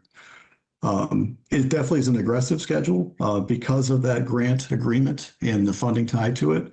The carbon reduction grant has a little bit less stringent timeline on it, and that may be the fail-safe for Fisher Road if and when something comes up that would prevent that from advancing together. In general, the anticipated effort is going to be advance both designs, permitting, and right-of-way together. And if we hit a snag in right-of-way or permitting, that could be that point where the decision is made to split them to take the Payne Turnpike work forward first. There are fewer parcels involved with Payne Turnpike that aren't municipal parcels or state parcels. As you know, we have the state police, we have the maintenance facility. There are a handful of pieces there, the school area, which are all a little bit easier to deal with if we get into needing rights or some kind of permission to work there. We do anticipate beginning work as soon as we get authorization to do so, including doing field survey beginning this week if possible. We're anxious and have aligned all of our teammates up anticipating tonight's meeting, and they're available and ready to go immediately. In the background, there have been regular meetings going on. We, Stantec and CHA have been involved with the town and VTrans, as well as Senator Sanders and Welsh's representatives since February, and providing regular updates to VTrans senior management as well to make sure this project keeps moving along efficiently. And that's all in advance of even getting this thing going from the design perspective. And the biggest efforts, concentrated efforts, have been into optimizing the scope of the project to limit the tasks that are being performed to help ensure we're not chasing things that don't need to be advanced, and also to make it as efficient and cost-effective as possible. I will pause there. Let me think, is there anything else on here? No, I'll pause there. John, do you want to add anything to that you've been involved in as well? Yeah, I'll just say that our role as municipal project manager is just that we're kind of another level of oversight and whatnot. That's why our contract and our subsequent, the size that it is, it's a small effort, and but no, Dale covered everything well. Thanks, Dale. You're welcome. I have a question. Go ahead. The match for the 900,000, is that coming from the state? The percentage I referred to, I understand, is the town share. Because I know that we have agreed to the 1.6 million match. I was thinking that this 900,000 was somehow like the state contribution to the sidewalk that was partially because of the building and the responsibility to put a sidewalk in, and that was state responsibility. So I'm just curious. I hadn't heard that we had to match that. I know there's a local share. I'm not sure if John or others can answer that. I'm not aware of it being covered by the state. Yeah, and I'm not sure how that whole funding got set up. We got pulled in after that, so I'm not sure. Yeah. Okay. Tom might know. I can talk to Tom. Yeah, I think some of the questions I answer maybe are Tom type questions, but I'm just looking at the project, and I'm just I guess the first thing I was reading are the overall status and the capital, the improvement plan, and why we're doing the sidewalks. I'm not seeing the benefit or what the reasoning behind building the sidewalk is first, I guess. Like why are we building the sidewalk? I guess it's maybe, because I'm new to the board, so maybe it was something decided before. Question. Thank you. Yep. So the planning commission, so as you know, the new town center, part of the new town center requirements is walkability. And it's all that a more walkable area. And secondly, the zoning regulations now require sidewalks to go in certain districts, and recognizing that,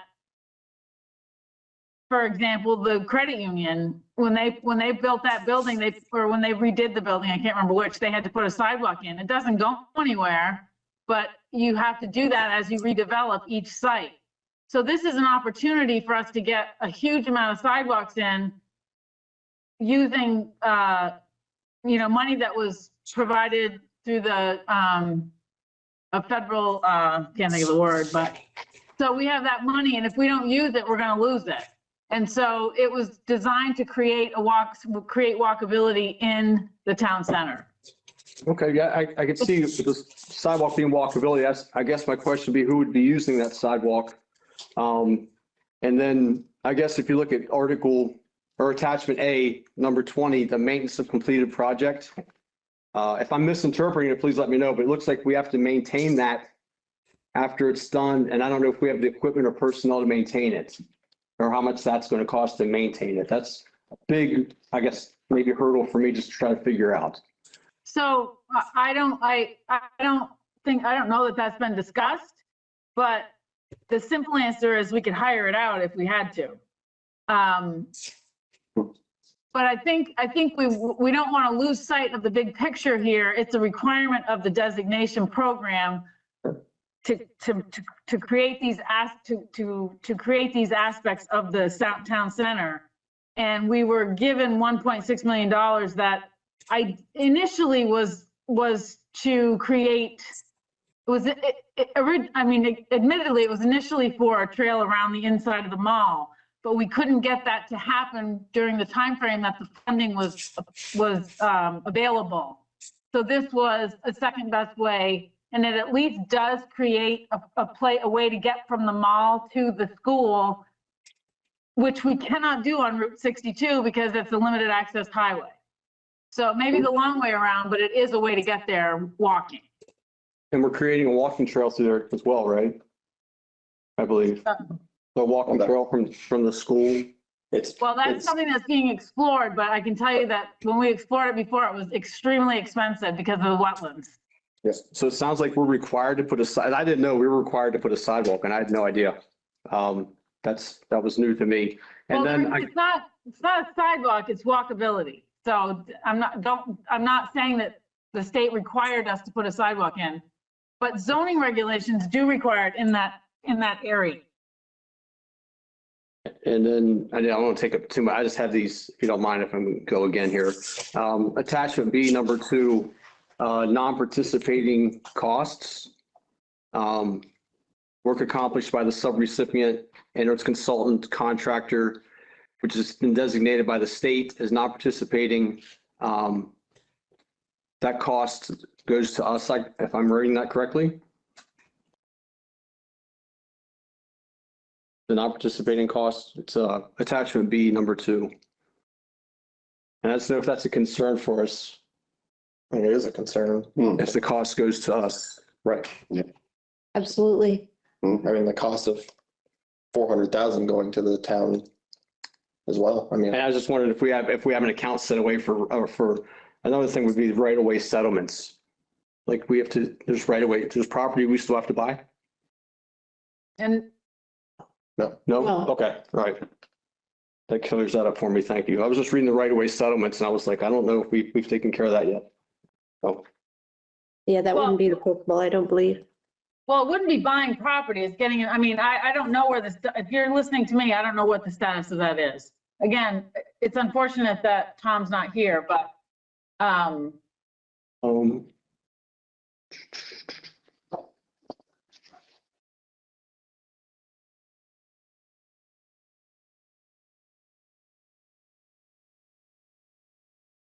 Tim, do you have any insight of what that would cost to maintain sidewalks for us? Purchase equipment, employee, material to, keep it open in the winter, salt. That's getting hard to get a hold of, but skid steer is $100,000. The employee is benefits and everything else is over $100,000. So that's 200 just for some sidewalks. Just to have somebody keep it open in the winter. And we are wait, what are you saying?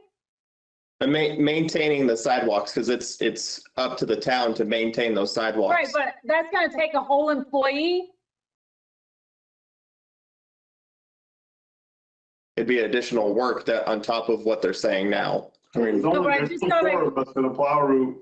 Every one of us have a plow route and. So I can't wait, I think we have to have this conversation as a town, but I think initially the idea would be we hire somebody to do it, right? When we have enough sidewalks to make an investment in the equipment and in the resources and then the manpower, we do it. But until then, just like I hire a snowplow guy, I don't go buy a snowplow and plow my driveway. We hire a company to do the work. It's going to be more cost effective initially until we reach the tipping point. Does anybody know what subbing that out looks like? Annual projected cost. I think that'd be an important number to obtain from a company who does that, right? So we're not. I think there's stuff ahead of us. I'm also not sure, and I admit that I have not had time to read this from start to finish, but did someone say that who's saying it's required that we maintain the sidewalk? It's attachment A, number 20. So that's the way I'm reading it. So I could be incorrect, but this is the way I interpret it. It says maintenance of the completed project. If the project is constructed, the subrecipient will maintain the completed project in a manner satisfactory to the state or its authorized representative at no cost to the state and will make ample provisions each year for such maintenance. Yep,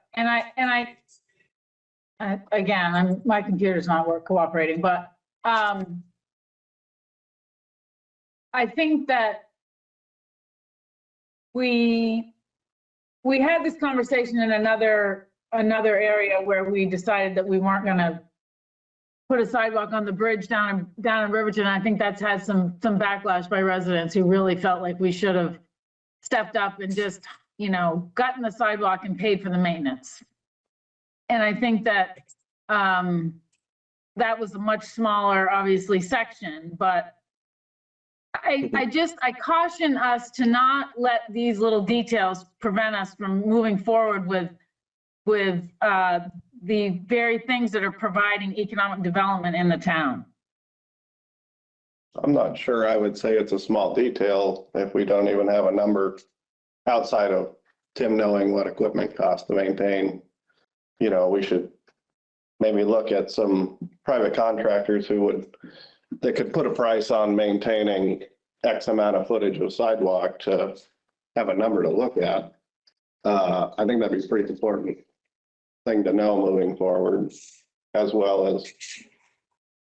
And I'm guessing the bridge would be done before the sidewalks, the temporary bridge? I think that their plan is to have it done. Vince, correct me if I'm wrong. Their plan is to have that bridge done by the end of this year. However, you're kind of it'd be working together as far as I can understand. While they're building the bridge, they'd also be building this sidewalk. And they're different plans, right? Not combining sidewalk and culvert project. Is that correct? Correct. It's two separate projects happening at the same time. Okay. While also That's what I thought. Okay. the state building being built as well. Bridge they're building have a sidewalk on it? That I don't believe it does. And from this picture here that I have, it doesn't look like the sidewalk goes to that bridge. Am I correct in saying that, Vince? That it stops before the bridge and then continues after that next house? Of course. The bridge though, right? It's a multi-plate. Yeah, it is. It's It is a multi-plate. Mhm. So is there a provision in there that it could be that culvert is wide enough to potentially support a sidewalk later down the road without a drastic change, or no? A walking path, I would call it. I'm not sure I'd call it a sidewalk. Kind of like the Riverton Bridge idea.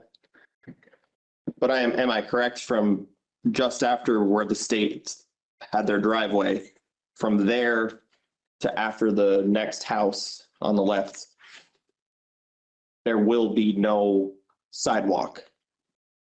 There'll be a walking path on there, but not a Sidewalk, correct. So the sidewalk really is only from the state driveway to Route 62, and then from that house to Fisher Road. And then Fisher Road up. And then Fisher Road up to the hospital. Yeah. I'm not sure if I've followed exactly what you've said, but let me try to put a full perspective on where the sidewalk limits would be. As part of the Payne Turnpike sidewalk work, we'd be coming in and connecting to Vermont Route 62, your limited access highway, and continuing down past the state police, past the maintenance facility, and we would stop at the limits of excavation for the culvert project, which is the culvert replacement.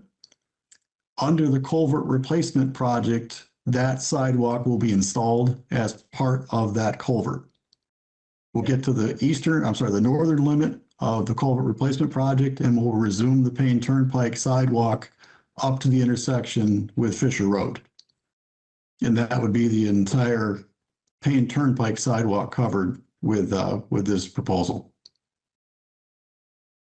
Fisher Road would begin at that intersection and continue down to the Berlin Mall access road on the northern side.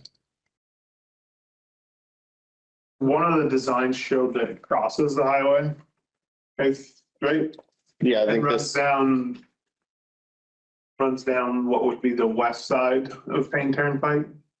Yeah, at this point, we haven't set it yet. We're not sure if it's going to be on the eastern side or western side or some combination of both. We won't know until we have the survey and see what the impacts look like. My question there would be is you're gonna have 2 crossings. So does that mean that we're gonna end up having to paint sidewalks or paint crosswalks?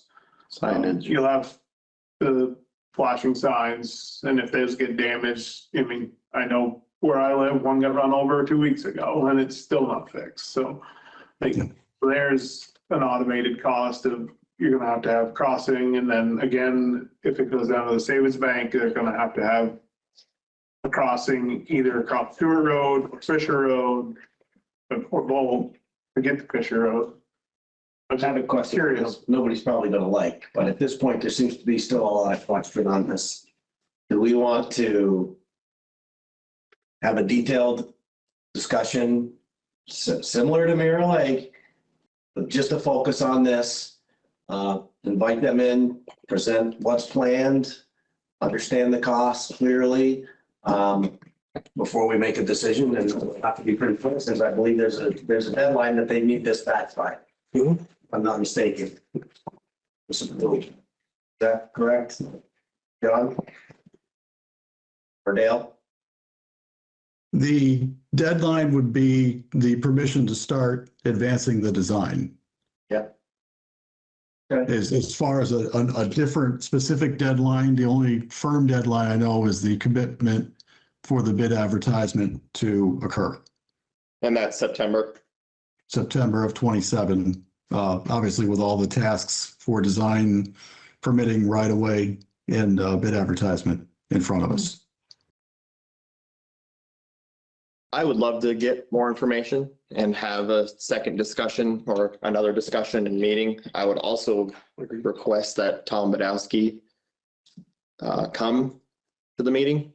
I think there's a lot of questions geared towards Tom and maybe Dale and John, and no offense at all by saying that Tom was more to know about our project, what's going forward, and nothing against you guys at all. It's just, I think it's something to have Tom here or someone in the planning commission as well. I have a question. Oh, go ahead. I'm sorry. Go ahead. Totally understood. And what I would say regarding those limits and the concern about putting in those extra crossings, our intention and first desire is not to have any of those mid-block crossings you're talking about. And we're only going to go there if we're forced to because of some kind of environmental or right-of-way issue. Our intention is to stay on the eastern side, which is more intuitive, and keep it on the eastern side of Payne Turnpike if it's at all possible. Makes some sense. The only other thing I had to add to that is I know when they designed Fisher Road, it wasn't designed to meet the width of an added sidewalk. It was discussed and then it was taken out.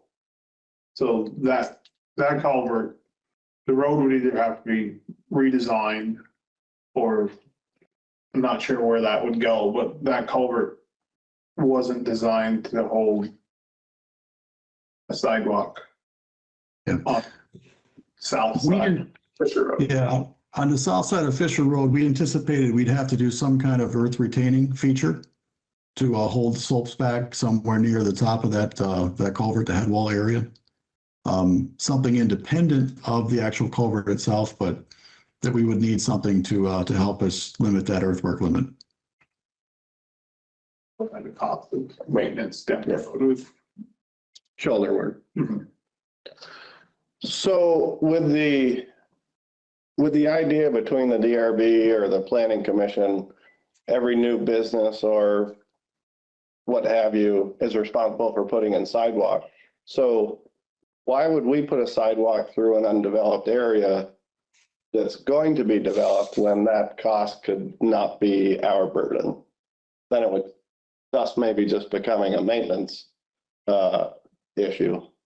So I understand the concept of jumping on a grant, but maybe we're putting the cart before the horse a little bit. And that's my opinion based on the knowledge that I have. So there's nothing on Fisher Road that's gonna redevelop, well, I guess theoretically there is, but we got the Armory and we've got the state hospital. Mhm. So that's, the likelihood of us getting a sidewalk in there is pretty slim. There's private land, you know, there's well, assuming we are able to go on the side of the road that we prefer, most of that state-owned land, and they are helping us to do this because of their development on that site. So if they're developing it, shouldn't they be footing it, not helping us? And Carla, correct me if you thought the state was going to help us with this cost? The $900,000 is from the state. The 1.6 million is an earmark from the federal government. My understanding is the $900,000 is something that's available to the state, not to us. But as it's worded here, it seems like it is our responsibility. And the state's also been doing the design work, or the initial work without, you know, for the project, which is a benefit to us. You know, again, I get some details from Tom. I don't have all the information, but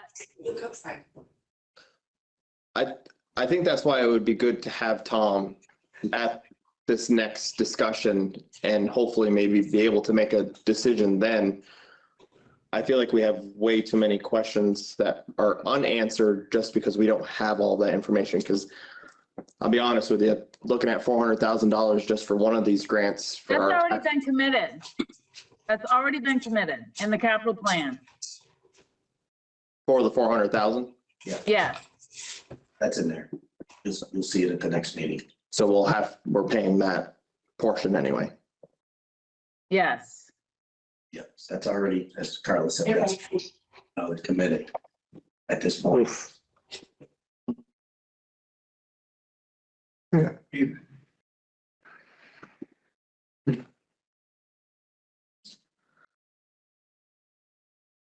How you guys feel? Should we table this for now? Yeah, please. Yes. I will put this 2 meetings out Yeah, for the May. and like Tom, Tim.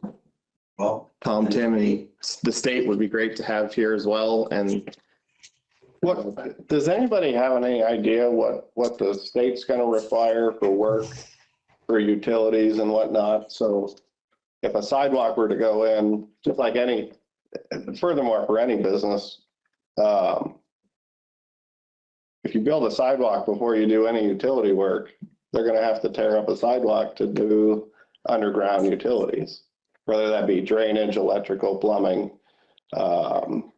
water, the list goes on, communications, unless it's overhead, which obviously water, sewer will not be. But that being said, are we putting the cart before the horse before development's done? That's how I feel, and based on. I think that's one of the questions, right? That's why we need all the players in the room. Yeah. Tell us how it's all coordinated and. Yeah. And the sidewalk that went in over by Shaw's and O'Reilly's, I don't know who managed that project, but it's far from what I would call acceptable. Is there any way to bump it to the next meeting as opposed to 2 meetings out, just because it's timelines for V-Trans and so forth? That would be, I think that would be really, really good for all entities if we could get it sooner versus 2 meetings out. The hard part, and they come back to the board, the hard part might be getting all the right players. Right. Scheduled for that. Right, but if we could try. Yeah. That sounds great. Yeah, and I would encourage that same thought as the schedule is already very aggressive. Right. And losing a month before the decision is made would be tough. Yep, I agree. So, and I can, well, I won't speak for John, but I can commit on our end to cover whatever meeting, whenever you want it, on our end. If it's in between, daytime, nighttime hours, it doesn't matter. Just let us know and we'll cover it. We'll be there. Perfect. Thank you. Yeah, Appreciate it. likewise. Thank you. Thank you. Thank you. All right, so we will table this for now until the next April 27th meeting. Thank you, gentlemen, for your time. I really do appreciate it. Very much. Thank you. Any questions? just Have a let us good know. evening. You too. Thanks. Thank you. Have a good evening. Thank you.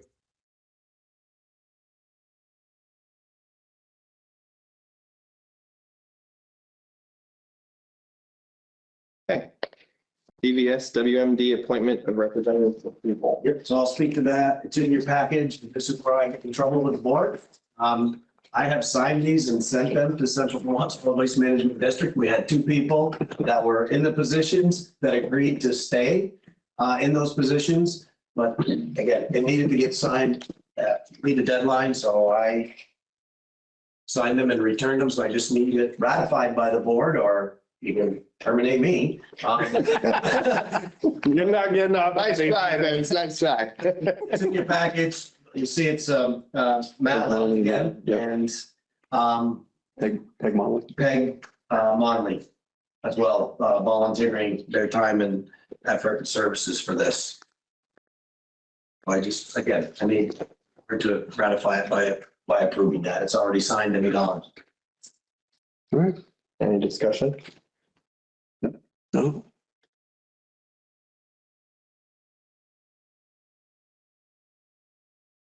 So moved. Second. All those in favor? Aye. Aye. Opposed? Aye. There you go. Ayes have it. Thank you. Thanks, Vince. Thank you, Vince. Thanks, man. Nice try trying to get away. Didn't work though, did it? We're not done yet. Wait, there's, next is the Vermont AOT Certificate of Compliance Annual Highway Financial Plan Municipal Highway Grant for approval. Okay, so this is basically a yearly task that the board has to do. Again, it's all in your package. This has already been filled out and returned, so if there's any errors on this document, please let me know. Names, addresses, and phone numbers. Want anything changed? The contacts on that one, nothing to sign there. The highway grant application. This is for Tim, across down road, to get some money from the state, hopefully. Pay that again. No strings attached, right? No strings attached. No light poles, No light poles, no crosswalk, studies. no. I did notice one thing on that. The municipality has included photos of the project, must show infrastructure and surrounding features as much as possible. I was checking now. Does that matter or no? Okay, Doesn't. that was, I guess, my only. That's the grant application. No action on that particular document, but the following one, we have to submit a town highway plan every year.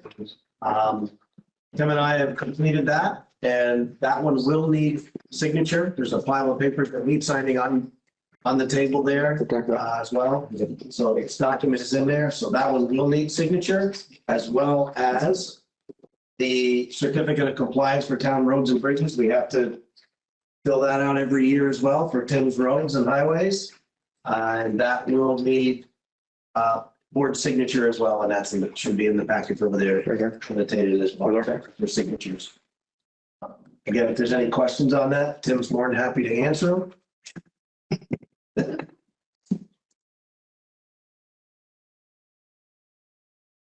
Pretty much like he said, what that means is we wash our bridges every year.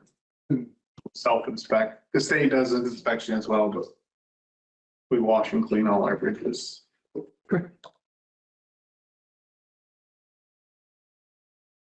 Any questions? A motion and an approval, or you sign as well. Motion. Those documents. Motion. Second? I'll second. Those in favor? Aye. Aye. All those opposed? Ayes have it.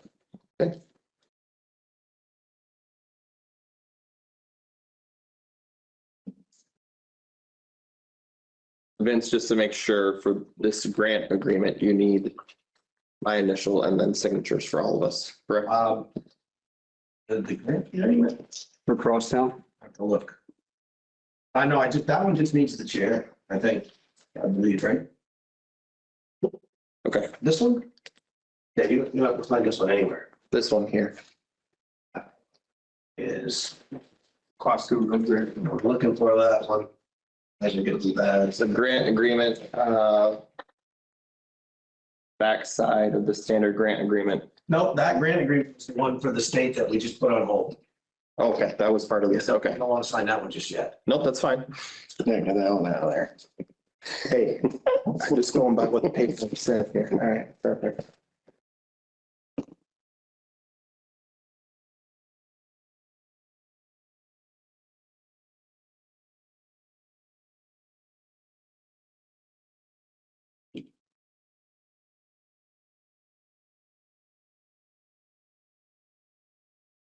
We all send this one? What's that? We all send this one? Yes, sir.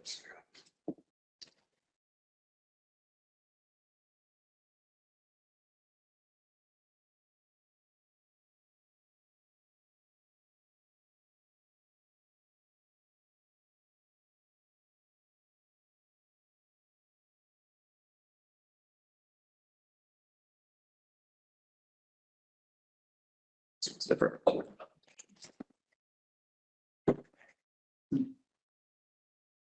Thank you.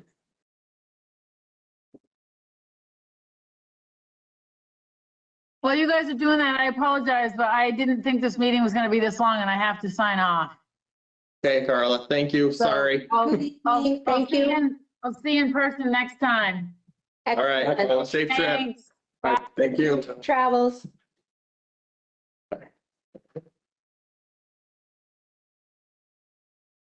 Okay, Capital City Stampede event permit for approval. So this is a permit for an event in town. This is a yearly event. So you'll see this again. Thanks, Tim. See you guys. See you, thanks. It's standard again, it's that it's, they've got a map in there for the course. Oh, you're familiar with that. Very familiar. It's every year. Mhm. Okay. And this group does it every year down on the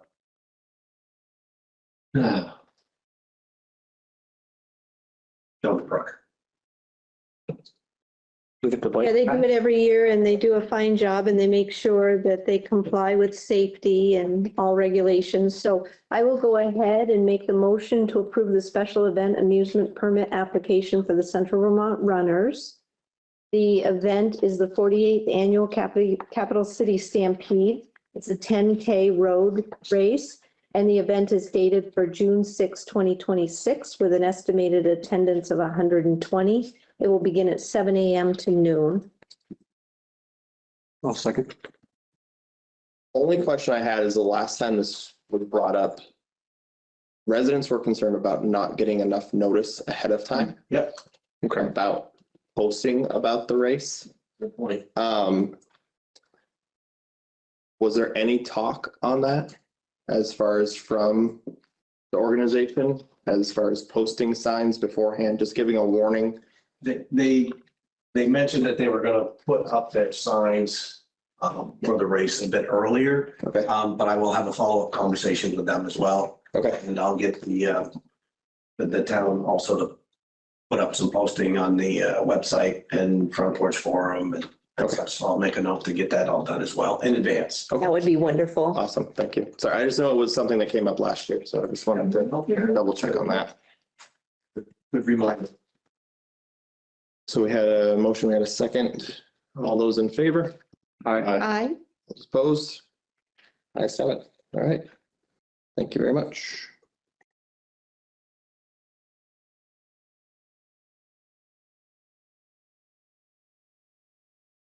And there is a document, something you got. Yep. Okay. Trying to keep up with you, Vince. Right.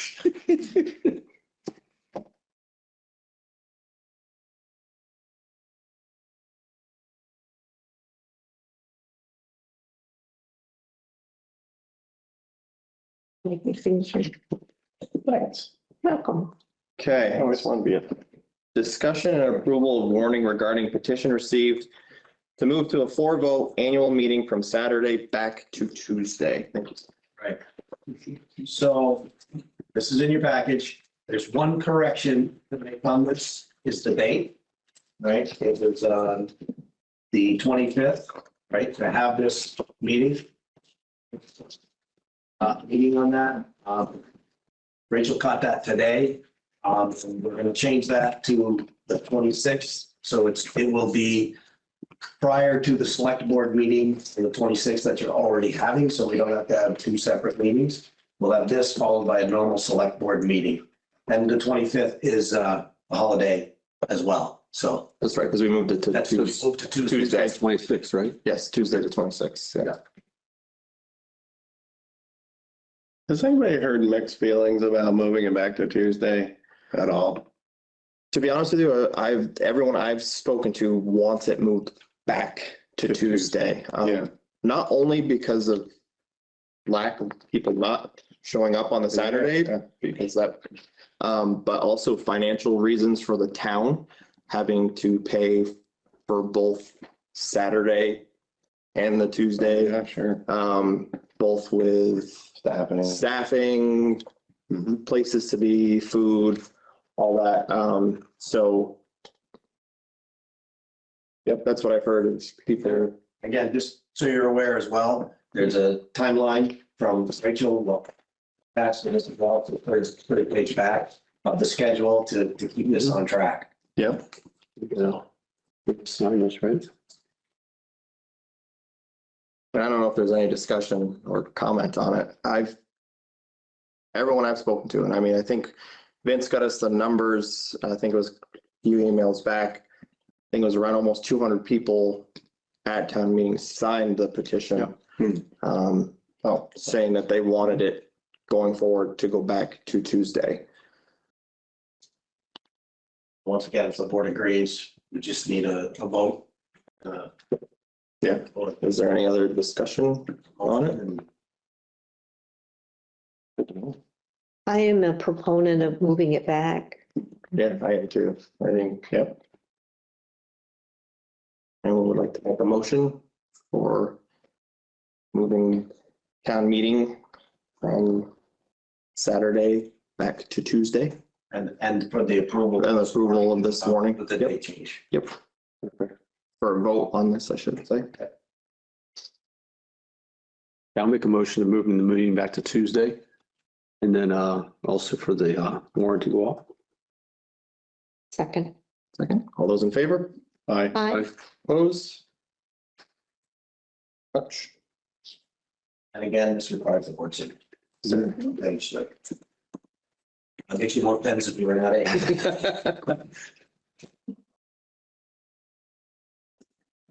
ink. Yeah, carpet.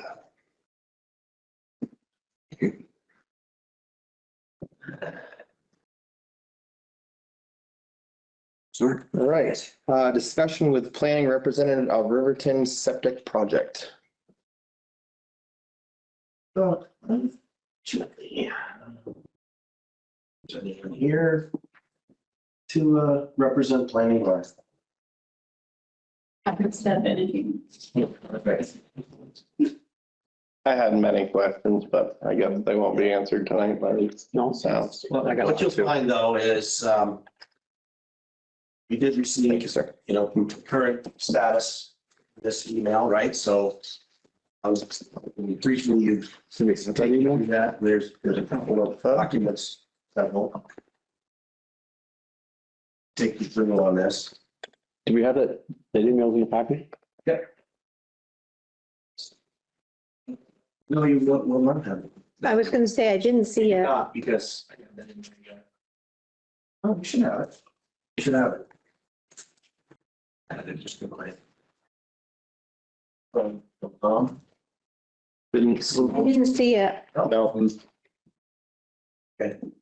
So you don't have it in your back.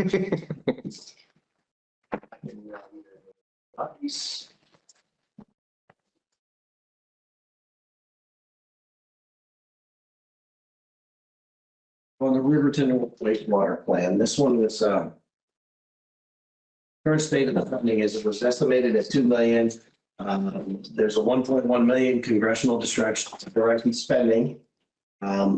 Office, Becca Balance office.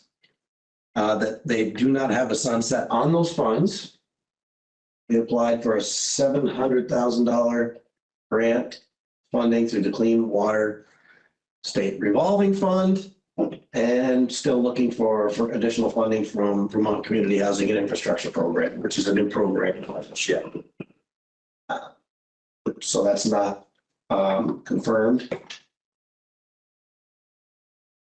And it says if CHIP is not available, Berlin Select Board's been encouraged to use tax revenues from new project development to support any debt service operation costs. Okay. As with regards to the comments of any known parties in Riverton interested in tying into the new facility, the project anticipates adding 24 units of wastewater capacity, each unit equivalent to a single family home of 250 gallons per day, which is the standard allocation that we provide. Berlin's private developer partner is interested in 6 units. Owner of the former general store is interested in 1 to 2 units. And Vermont Habitat for Humanity is interested in 2 to 4 units in support of redeveloping the village church and parsonage. Not sure why this one's on here because it was really the first I've heard about it, but I guess there was some concern about septic leaking into the Dog River. There is a map that you should have received, but apparently not. That shows a small presence of E. coli in the Dog River in that location and where it's at as well. Has there been multiple testings or just one? I believe it's showing it in 2 locations, so I'm not sure. I believe it may have been just one large sampling. Look at it, pass it around, and I can make anybody copies if they. So I'll look it up, Mr. Vince, sometime, or just email or whatever. The one thing I'll say on this, I have received a few phone calls. I was actually going to bring this up to the round table as well. I still have more though. Okay. There are some local people who are really against this, really against this, and especially with the church and the meeting house. Very boisterous about how much they feel that this should not happen. How this church and this meeting house have a long history with Riverton, what it means to the people who have been there for multiple generations. So I think this is one thing to consider is we have some residents who are very strongly against this right now. I believe they've also reached out to both Flo and Chris about this. Absolutely. And they're all for housing, and I mean, these people have housing there themselves that they provide rentals. But they are concerned also for the health of the river and just everything in Riverton, what it stands for. So I think it's something to consider and understand. So there's 3 other comments to put out there, right? There's some history, and again, I'll get copies, if anybody desired. I'll give you this package so you can determine if you want them or not. That I also got from planning and Tom as well. This started back in 2019 with the village center designation and the planning for that as well. They did receive that. It started in May of 2019. They did get the designation from the state downtown board on June of 2019 as well. And what that does is give an opportunity to get funding to do things and developments for that.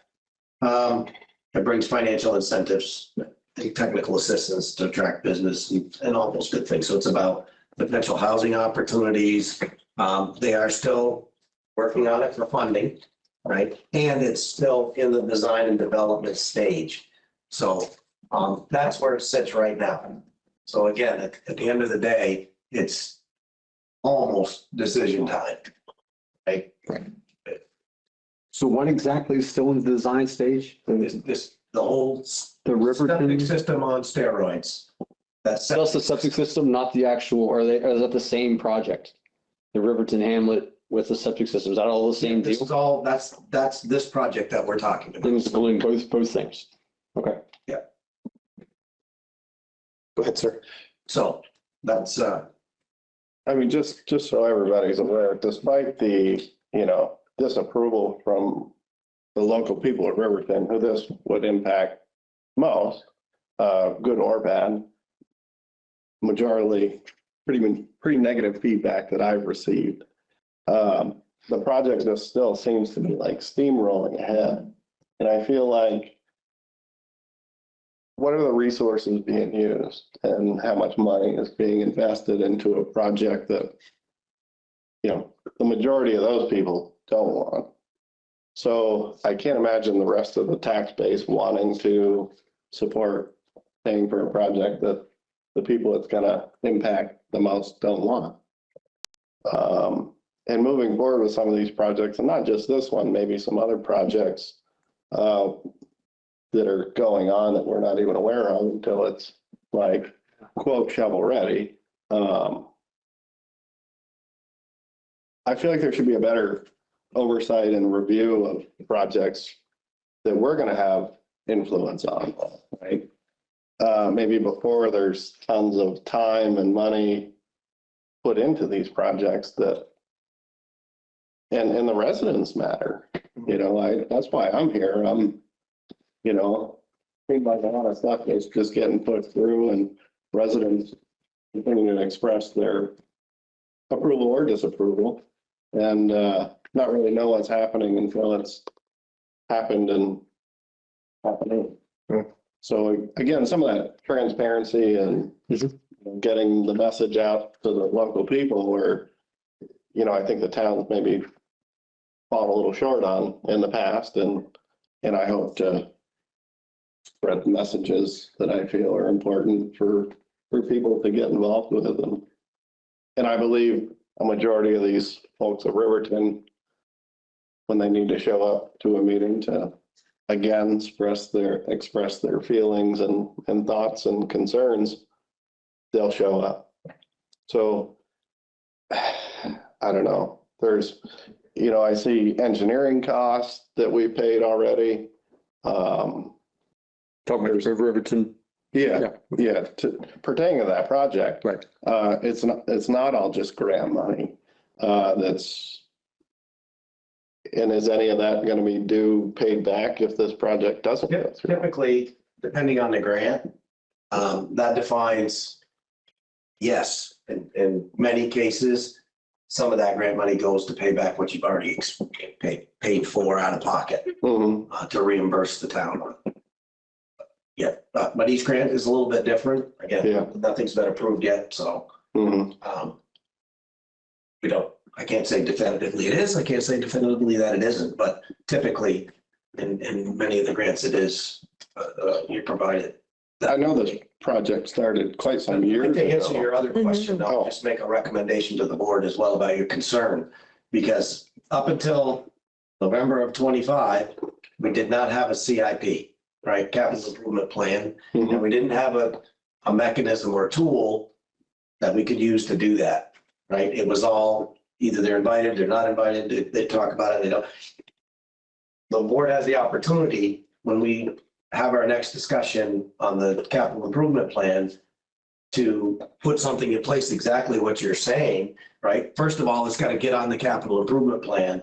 If the town wants to go after grants, it needs to come to the board for approval. And then we can have a template attached to the CIP to request that. Yeah. Right. So you know who the requester is, what they want. They're coming from the planning committee, right? That before we advance a project, that from a conceptual to moving forward in a design stage, the board's already informed, they've given their blessing on it, and then there's check marks along the way through that capital improvement process. For example, every quarter, it would need to be updated. That's the intent right now until the board tells me different. Every quarter, I want to review the capital improvement plan with the board to see what's changed, because things happen, right? Yes. May come up, things may go off.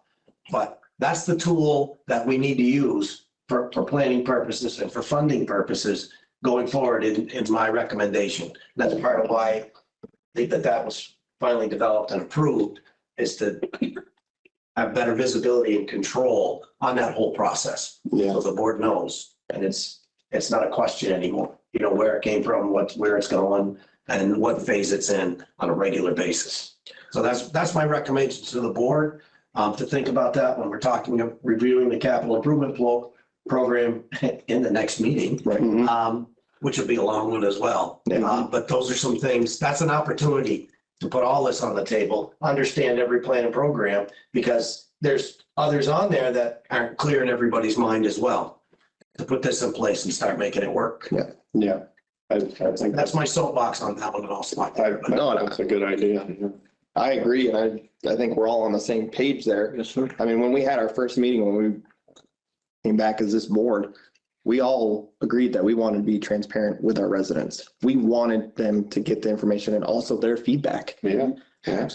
And I mean, the people who have reached out to me have even invited all of us to go to their house and like have a meal with them, and or you know, sit down and have a conversation with them. And this is how much, I mean, this is how much these people care about it. Yeah. And I feel that there are times that Riverton gets forgotten about, and they feel the same way. They feel that the town of Berlin as a whole forgets about Riverton. Just because it's over the hill, over near Northfield, they're forgotten about. West Berlin as well. Yeah, definitely. No, and it's 100% true. So I agree with Vince. I think it's something that we need to talk about at the CIP. And yes, Joe. I'm just going to share. It's kind of interesting. A couple of years ago, we were talking about replacing a bridge in Riverton, and the residents wanted to have a sidewalk so they could walk across the bridge or continue to walk across the bridge safely and get their mail. And we as the town decided we weren't going to have a sidewalk because we didn't have the means of doing maintenance to it. Now we want to put in this septic system on steroids. The town doesn't want anything to do with it, but yet the town or the residents don't want anything to do with it, or a number of them. And the town seems to be pushing on that. It's like, it's just. And that's what the residents who've come to me feel, that they don't have a voice, that it's going to happen no matter what they say, who they reach out to. It's that feeling of point of no return. Yeah, they're not getting what they're asking for, but they're going to get something they don't want. I don't know. Very good point. And I feel like we feel that on the state level and the federal level, all ourselves right now.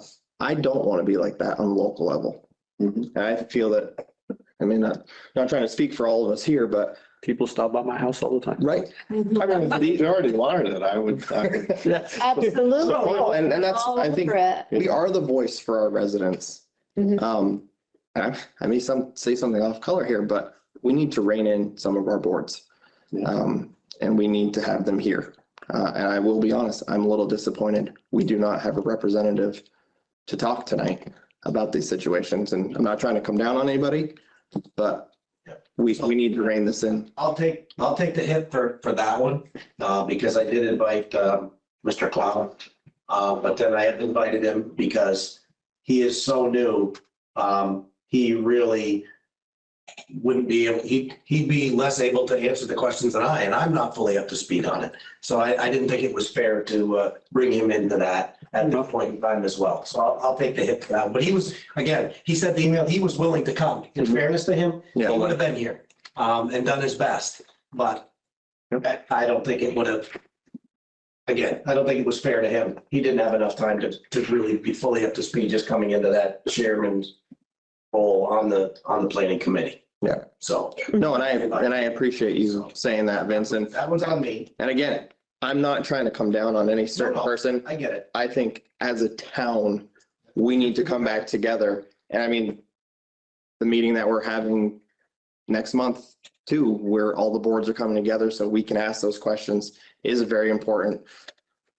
But And coming back together on many things, whether it be the Riverton Bridge or Lover's Lane, there's just so many things that you folks will get involved in that we've been involved, the past board, for a long time, but yet we haven't gotten there yet. Yeah. So it's going to be all of those things. If we're looking right now at Riverton and West Berlin, those are just some others that are in the works, but they take a long time in getting there. Yeah.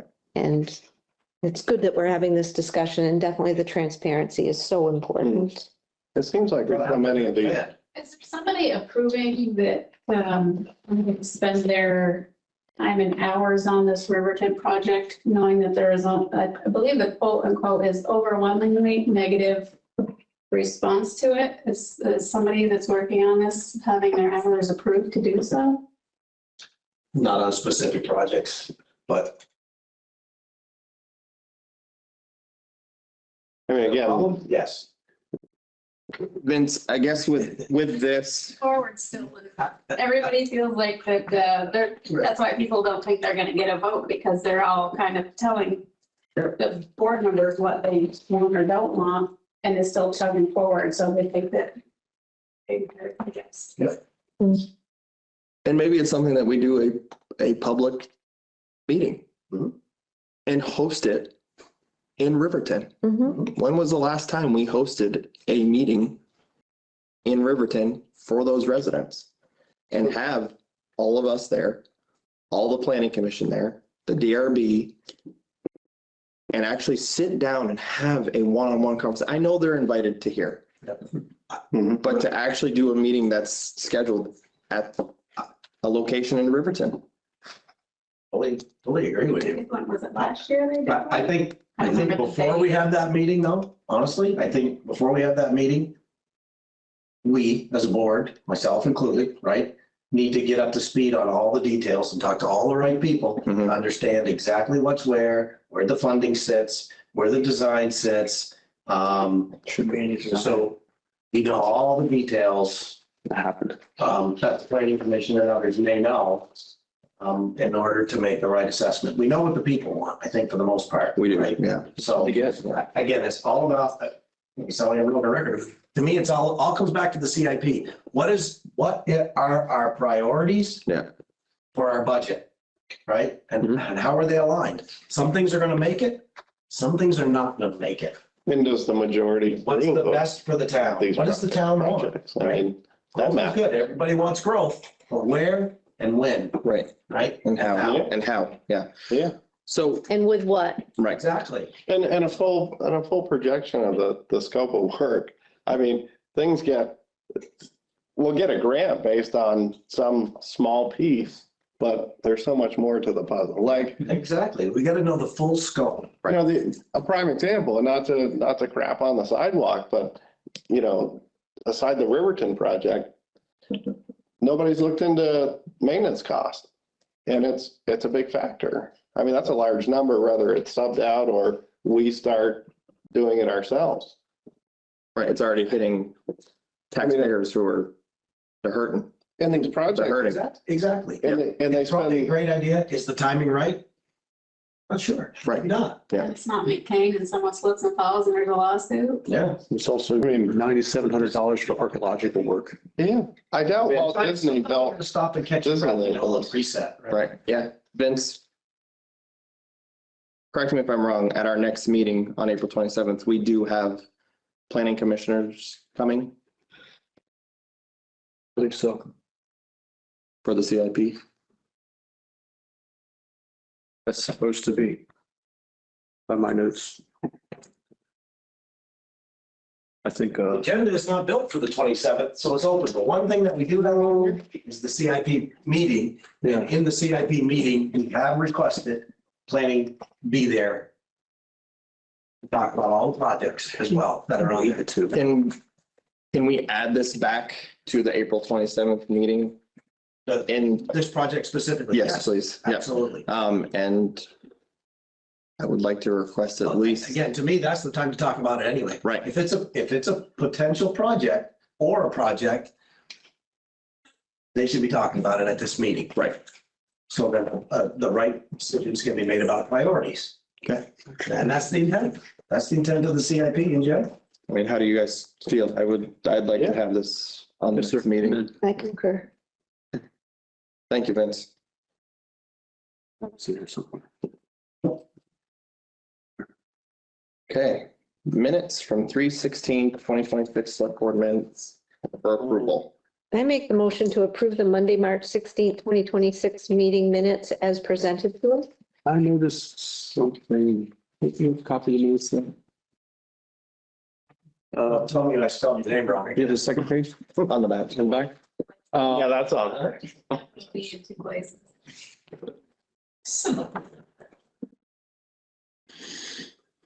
Yeah, where was it? There. I don't- I'm telling you, I'm gonna. It's somewhere. He spelled my name wrong, but it's fine. I can't find it now. I was looking at something else. His name. Come on, right? What an inconvenience. Where was it? It's capital B in the middle, right? It's on the third page, Vince, and it's You only give me 2 pages. right next to each other. Oh, right here. About 3/4 of the way down, Yeah. below where it says Conti, and then it's colon divorce. See two right there. Like you just met me. Is it 2 or 3? I see two there. It's 2, I believe. Other than that, we're sold. We're We'll good. approve it with comments that Comment, changes. exactly. I'll include the request that those be corrected wherever they are located within the document. Somewhere. All of it. Okay.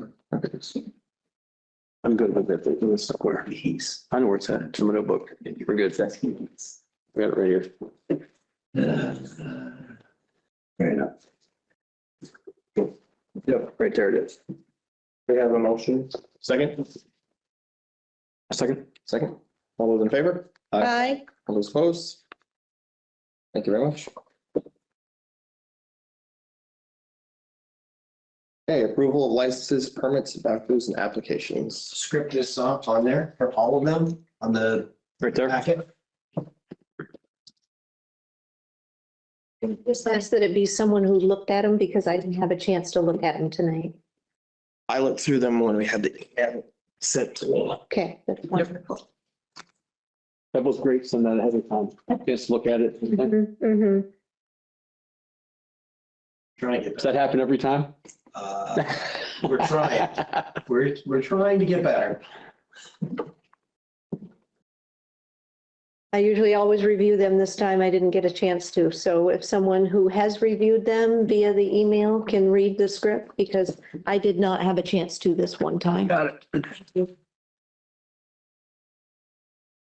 Payroll warrant 2620 for payroll from March 8th, 2026 to March 21st, 2026, to be paid on March 25th, 2026 in the amount of $76,845.80. Payroll warrant 2621 for payroll from March 22nd, 2026. Good, Vince? To April 4th, 2026 to be paid on April 8th, 2026 in the amount of $90,964.02.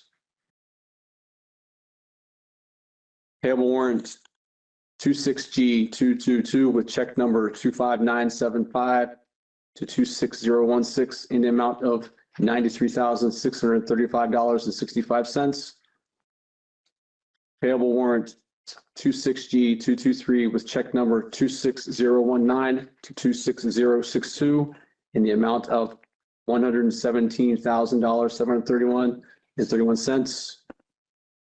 Payable warrant 26G24 with check number 26063 in the amount of $240,000. Payable warrant 26518 with check number 4640 to 4650 in the amount of $47,258.06. ACH payment in the amount of $45,271 for Payne Turnpike North Sewer Extension. General journal entries for March. I have a couple questions that I didn't. Maybe not the right time. No? The right time? Yeah, sounds time to do it. Yep. Gym reimbursement, there's 2 gym reimbursements to Daniel Winthrow. Yes, Just, it's in his contract. oh, okay. All right. Is that monthly? Yes. Wow. Seems like a sizable amount. Monthly gym membership. Yep. How much was it? One was 111.48 and the other was 149.91. That's an expensive gym membership. I'm not sure where it is, but yep, that's been pretty standard for some time. Where's that gym? I don't know, but I'll find out. I've been a gym member for a long time, not current, as you can tell, No, but it's not the one at the mall.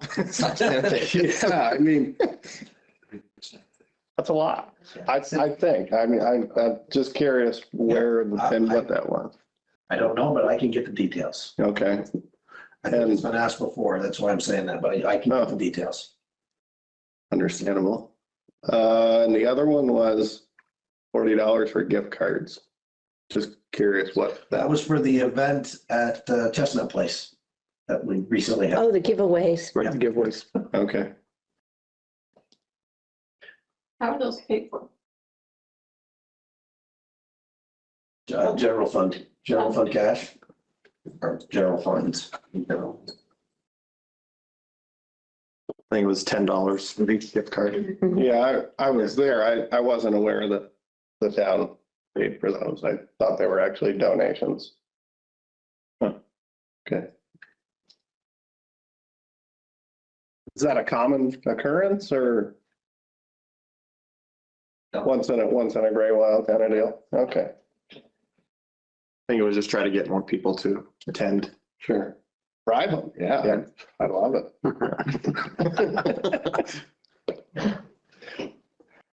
But you didn't know about it until you were there. Correct. Yeah, yeah.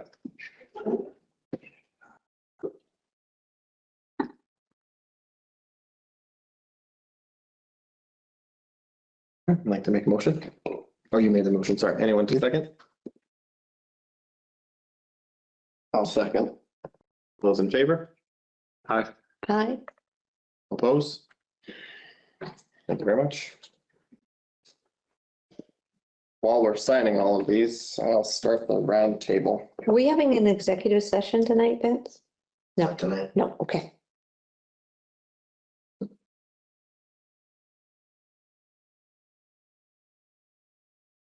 People first. I should probably just last. You want first, please? I can go first, sure. I have a pile of stuff, so. Yeah. Thank you for your patience, by the way. I appreciate it. I'm happy, but you're all writing, I can talk. Yeah, if you want to go ahead, Vince, go ahead. You all received a final draft, Carla, who's not on here to talk about the job description and posting for the assistant town administrator and zoning. Yes. I reviewed that in full after she sent that to us. The only comment that I have is to add to the bottom a comment that was made on mine by one of the board members about adding the compensation paragraph. Again, nothing the board has to decide on, but if I hear a resounding no, then I'll understand the message. My plan is to add that compensation paragraph to this document and get it posted. Unless there's any changes the board wants. So I'd like to comment on it. Let me open it up here real quick. There was only one question, concern that I had. And that was on the compensation. See, that wasn't on the final thing. How much not good?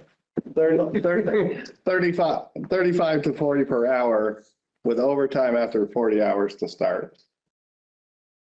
I personally feel like maybe we should take a closer look at overtimes and maybe be approving overtime, maybe after, say, a set number.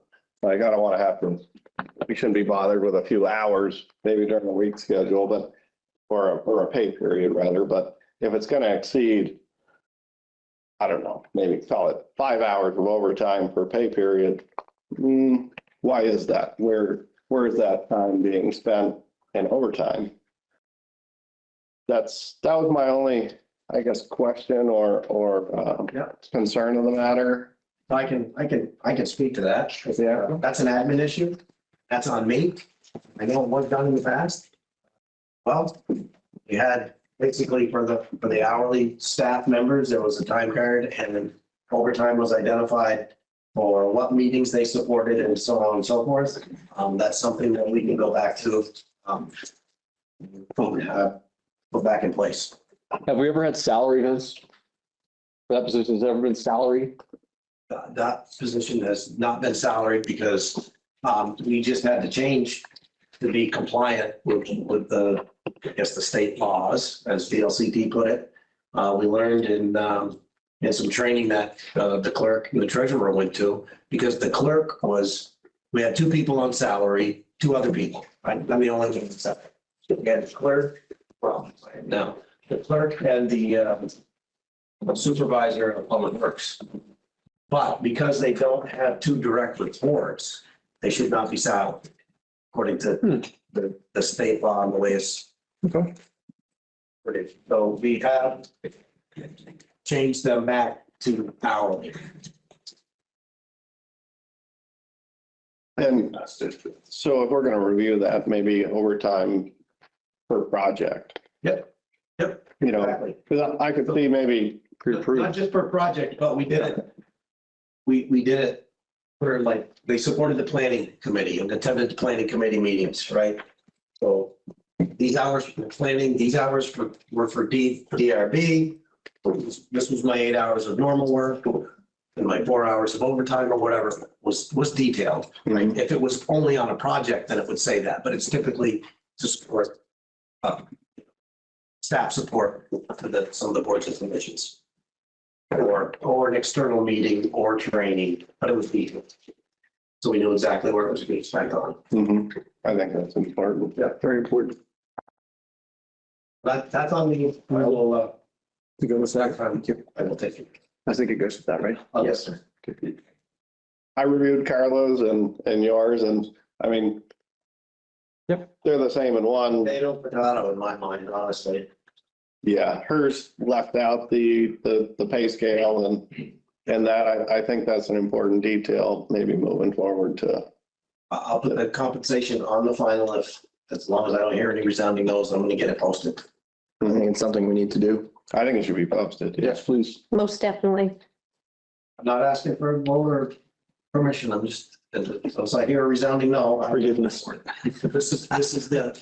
Sorry. So. Just that It's the round table. That's great. my only concern's the overtime. I feel like it should be approved or monitored in a manner that's appropriate per project. I don't think it's too much to ask. Okay, so my next item is for discussion again. And it involves, I can give these, stand up these documents as well, because these are new ones that Mr. Phelps is happy to share with us. Oh, the letter? This involves a discussion that started some time ago with an email from a resident of Riverton about salt in her well. She had sent an email. The email should be in your packet. No, it's not in your package. It's not, but it came via email. Yep. Yeah. Want to take them one? Yeah, so that's, I'll give them these. That's the whole package, right? So she's, yeah, that's for you to review the email and whatnot. This is just the water test report that came from that as well. I read I got a couple extra. Does anyone need the email? I read the email, so. I did too. Okay, we're good. Yeah, I'm good. Chris, you need to copy the email, or you good? No, I'm good. Actually, yeah. So this is actually part of one of my roundtables as well. Hannah reached out to me.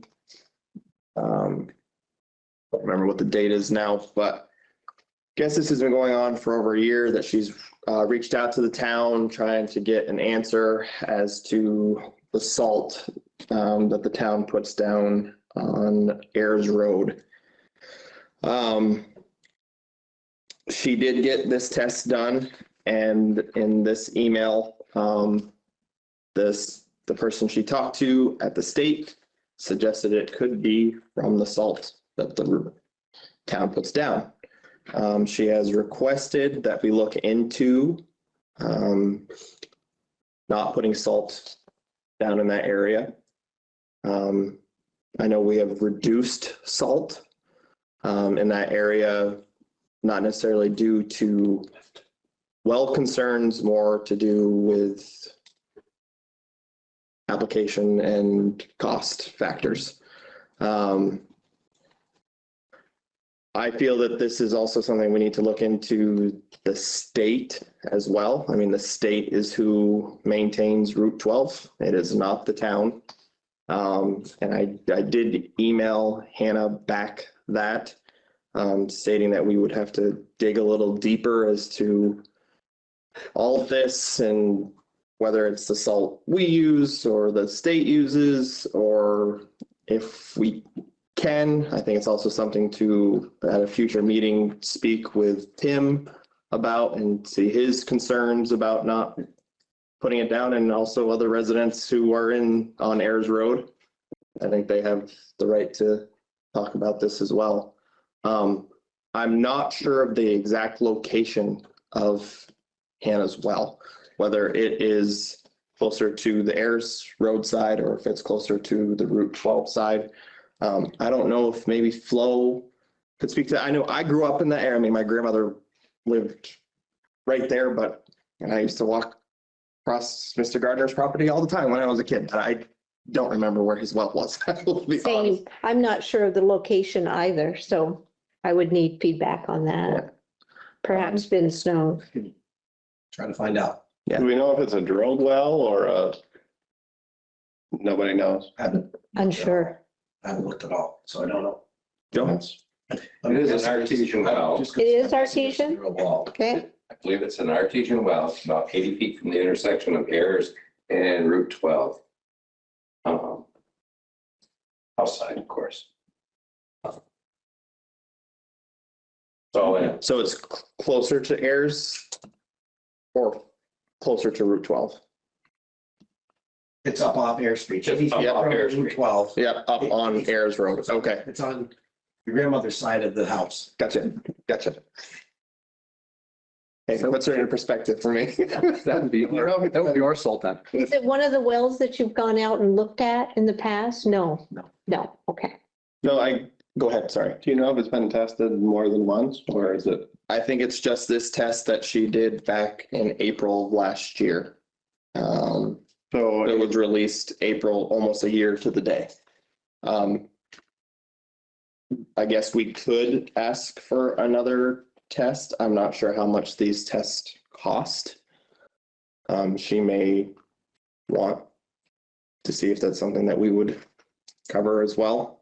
So I think it's something that we need to discuss with Hannah, because she feels like she was left in the dark. So on that note, right, sounds like this is going to become an agenda item in the very near future. Correct. To invite her in and have a discussion with the board. Yep. And Reference. How soon? I'm thinking any of the May. I think we've got a lot to do at our next meeting, and we've added quite an agenda for our next meeting. May, and I'll reach out to you. Yeah. One of the two dates, and Yeah, and then I can reach out to Hannah, and I would like Tim to be at that meeting, just to give his insight on the road and how much salt they do apply on that road, and also get information from the other residents who do live on that road as well, just to see what their safety concerns are with not applying salt in that area. I think, again, just getting everyone involved with that.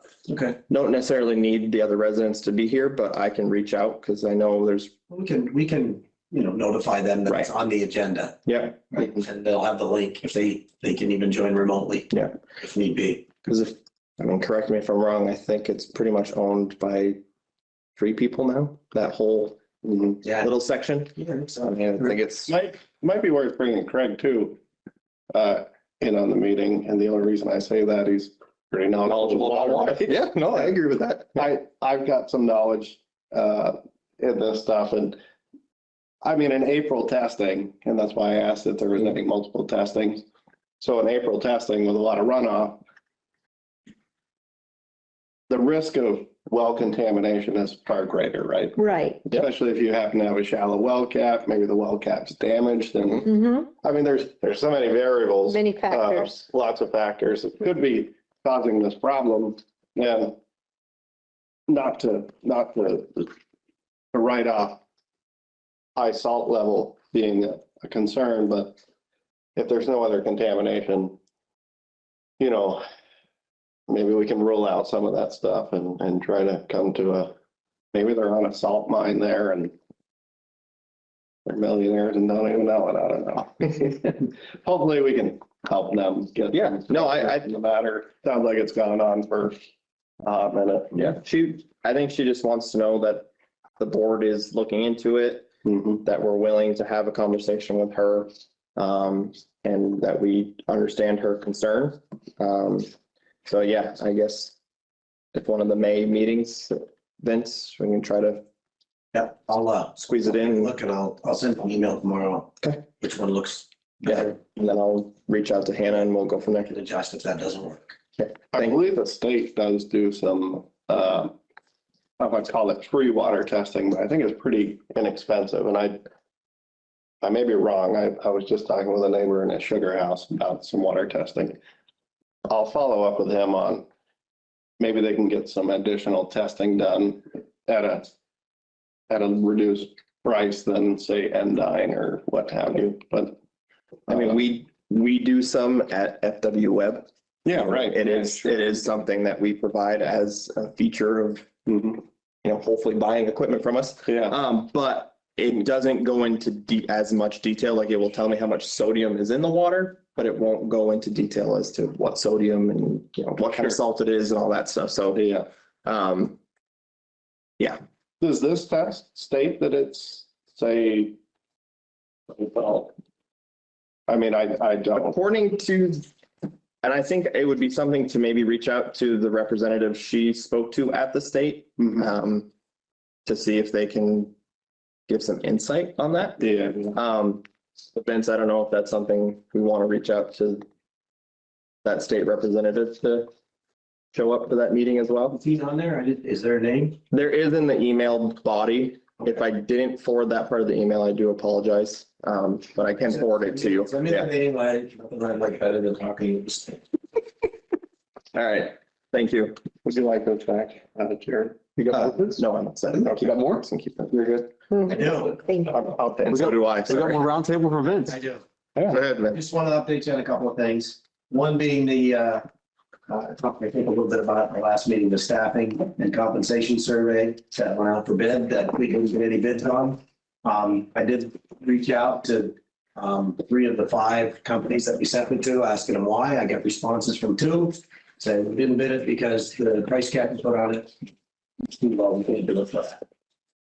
We put a cap of 20 grand on. They both came in of a range around 32 grand, because I asked them directly, based on this is what you do. From looking at our proposal, what do you think? Give me a range. They both averaged around 32,000 in the range. So again, no decisions can be made, but my question to the board is, do we want to up it to 32 to get it done and moving? I have reached out to a gentleman that we worked with on the CIP development, Ron Roginski of Stone Shore Consulting. They don't do this specific work, but he understands the situation that we're in and is willing to work with us. I can work with him and get basically a contract with him to break it up into smaller bits and pieces, and still meet the end of year deadline potentially as well. That is another option that's available to us. It won't be a third party doing it all, right? I'll be doing some of the work, the staff will be doing some of the work of putting things together. So it'll be a little bit different. It's not like having a third party with a different set of, completely different set of eyes coming in and saying, looking at things and doing an analysis. But we can come up with some, using Ron and Stone Shore, a similar solution at a lower cost. So things to think about. I'll send you the information, what Ron is proposing that we can do. I've got it all here. I'm not gonna go into it all tonight because we're so far ahead of time that, but I will send that all to you, and then, I will put it on an agenda upcoming soon, for further discussion and decision. It'll be one of probably the next 2 meetings again, so that we can decide what direction we want to go with what the options are. But it's unfortunate because I do think it's important that we know what that looks like, especially going into the CIP planning and things, if we're talking about reorganizing staff, right? There's costs going to be associated with that. Do we add, there's some thought about adding another staff person, and what's the right staff person at the right time? Is it an civil engineer? We spend a lot of money on engineering. Right. Is it a treasurer? What am I thinking, Joe? What's the word I want to say? Draw a blank.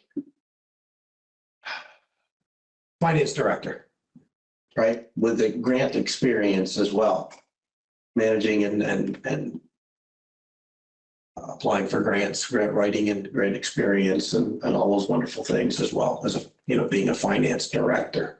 And that would help as far as like the overtime that we've been paying for someone else looking into those grants. Is that what? Yeah, well, for sure it would. Yeah. It would as well. And the way we're reorganizing, the finances this year as well. Yeah. Right. And managing it going forward as we grow. Yeah. Is the timing right or not? That's part of what that's going to tell us. Is it a year from now? Is it now? Is it 5 years from now that we need these positions? And our compensation, right? What we use as a baseline to figure our compensation from is, it's not bad. I'm not saying it's right or it's wrong, but we rely heavily on the VLCT salary survey, right? Yeah. What other towns are doing and things. That's okay for town staff. Even in some aspects, it's okay for the police. But now we've got fire, right, that we're working with as well. And we've got the highway crew, which is a little bit different. Yeah, other towns have them. But are we competitive, not just with the other towns, but if we want to keep our help, are we competitive with outside, right? Contractors. Right. So those are all things that we were going to get out of this survey that, we may or may not get the same service. So again, I'm just saying that so we think about it and take it into consideration when we make that decision, which option do we want to go? So I think we need to put our best foot forward. And I think it's something we do need to do. Timing is good. We're coming up to CIP. We'll have to talk about where we get the money, right? We go that way. Sounds good. As well. Core wash. And the last one I have is just to let you all know that the bid opening is on 30th of April for the Junction Road and the Darling Road culvert replacements. Awesome. Thank you. And got 2 letters that came in addressed. I checked them all for funny white powders and they're all safe. From, one's a resident, one's really not, just for you to. Really?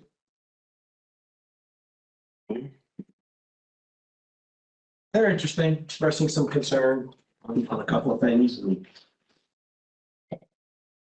you can look at those at your leisure. And anybody that wants a copy, again, happy to make it. You can take it home and read it over a cup of tea or other beverage of your choice.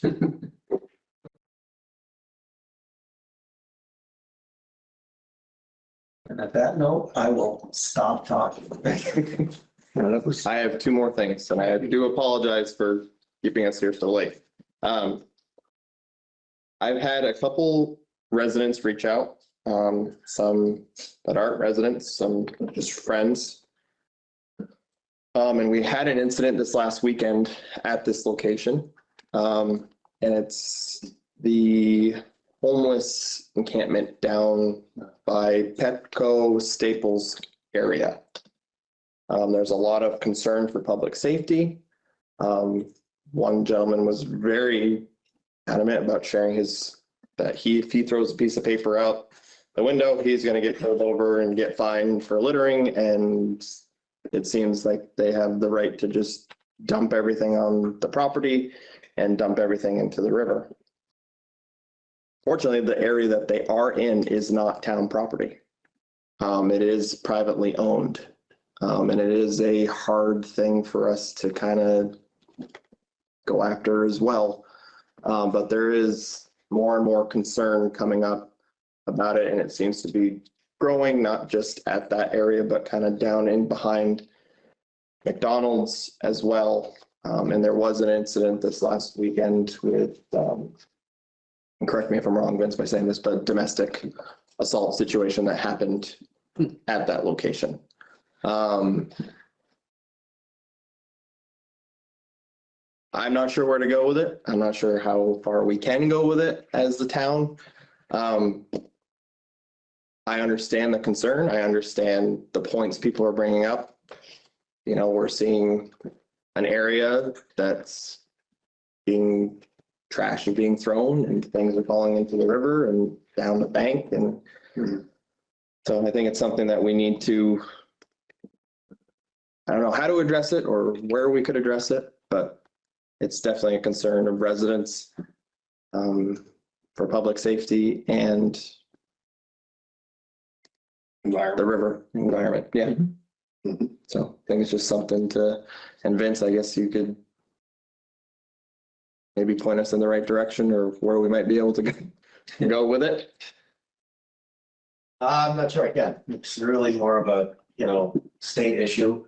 Our police, it's in Berlin. So when there's calls and things, police are responding to those. But from a state perspective, again, when I was here before, we were having regular meetings in Montpelier about, the homeless situation, and there's not much that we can do, right? Unless there's something, by the landowner, for example. Landowner can raise it to the state level that it's a problem and, maybe get them moved. But where are they gonna go? Right. Do you know who the landowner is down there? I can find out. And I know we can, I'm assuming it's Wayne that's the landowner over by Shaw's, or am I wrong saying that? Part of it. I think it's split between where like that trailer park comes up almost to the back side of that. And then I think Wayne's property. The trail that's used, the bass trail that's used there is on the back part of Wayne's property. I do know that. Yeah. But on the other side, up off the end of the airport is state property. Yeah. Not town property. It's just something for us to consider. I'll do some research on that. I'll talk to some of the folks in Montpelier as well. Yeah. Understand what options are, what they're looking at as well and currently doing. And I'll reach out to Barry as well, because they've all been through it as well, and see what I can leverage from and learn from that. Thank you, Vince. Yep. The last thing I have, the same person who called me about the last situation also called me about the panhandling that's happening on the corner of Fisher Road and Route 62. I learned recently that is one of the most dangerous intersections, or the deadliest intersection in the state. And again, I don't know how our hands are tied or not with that situation, but one of the residents that reached out to me about it said that he almost rear-ended a car because the light had turned green. The person went and then slowed down to give them money, and he almost rear-ended them. And apparently this person has been rude to them as well, with him just having his window down and saying things. again, I don't know if there's anything that we can do to stop it at that intersection per se. I'm not saying stop panhandling across the town, but being that it is a very dangerous intersection as it is, or anything that we can or cannot do for that situation. There is no ordinance or anything restricting them from doing that. Is it an ordinance that the town can do for a certain area? Sure, we can write an ordinance of some type to limit it, restrict it. Then again, it comes down to defining where's the state line, where's the town line, especially in that area. 62 is a state highway. Yeah. We may not be able to do anything. Right now, we can't do anything. I did ask the chief that question. And, they can ask them to move on, but they can't force them to move on. Okay. If there's a problem. Unless they're creating a problem. Right. Throwing things like tires or whatever, being a disturbance of some sort. Right. If it's peaceful and whatnot, there's not much that can be done. Okay. I mean, impeding the flow of traffic, I would think would be a hazard. His concern was, it's really at that intersection, because he said, he goes, if they're over by the mall, even over by Shaw's or wherever else they may be in town, he goes, I don't have an issue with it. He goes, everyone needs the help and they need to do what they need to do. It was just that intersection per se, so, yeah. Yeah. I'll dig a little deeper into it, see if I can find anything else out. Let the board know. Okay, thank you. Any other roundtable? I'm good. Sorry. No, I'm sorry too. I think I'm good. I guess I would just thank everyone for their time. Yeah, thank you, everyone. Please make sure you've signed everything before you leave. Yep, I think we're good. Otherwise, I'll have to call and chase you down. Anyone like to make a motion? Sure. I'll motion to adjourn. Second. Those in favor? Aye.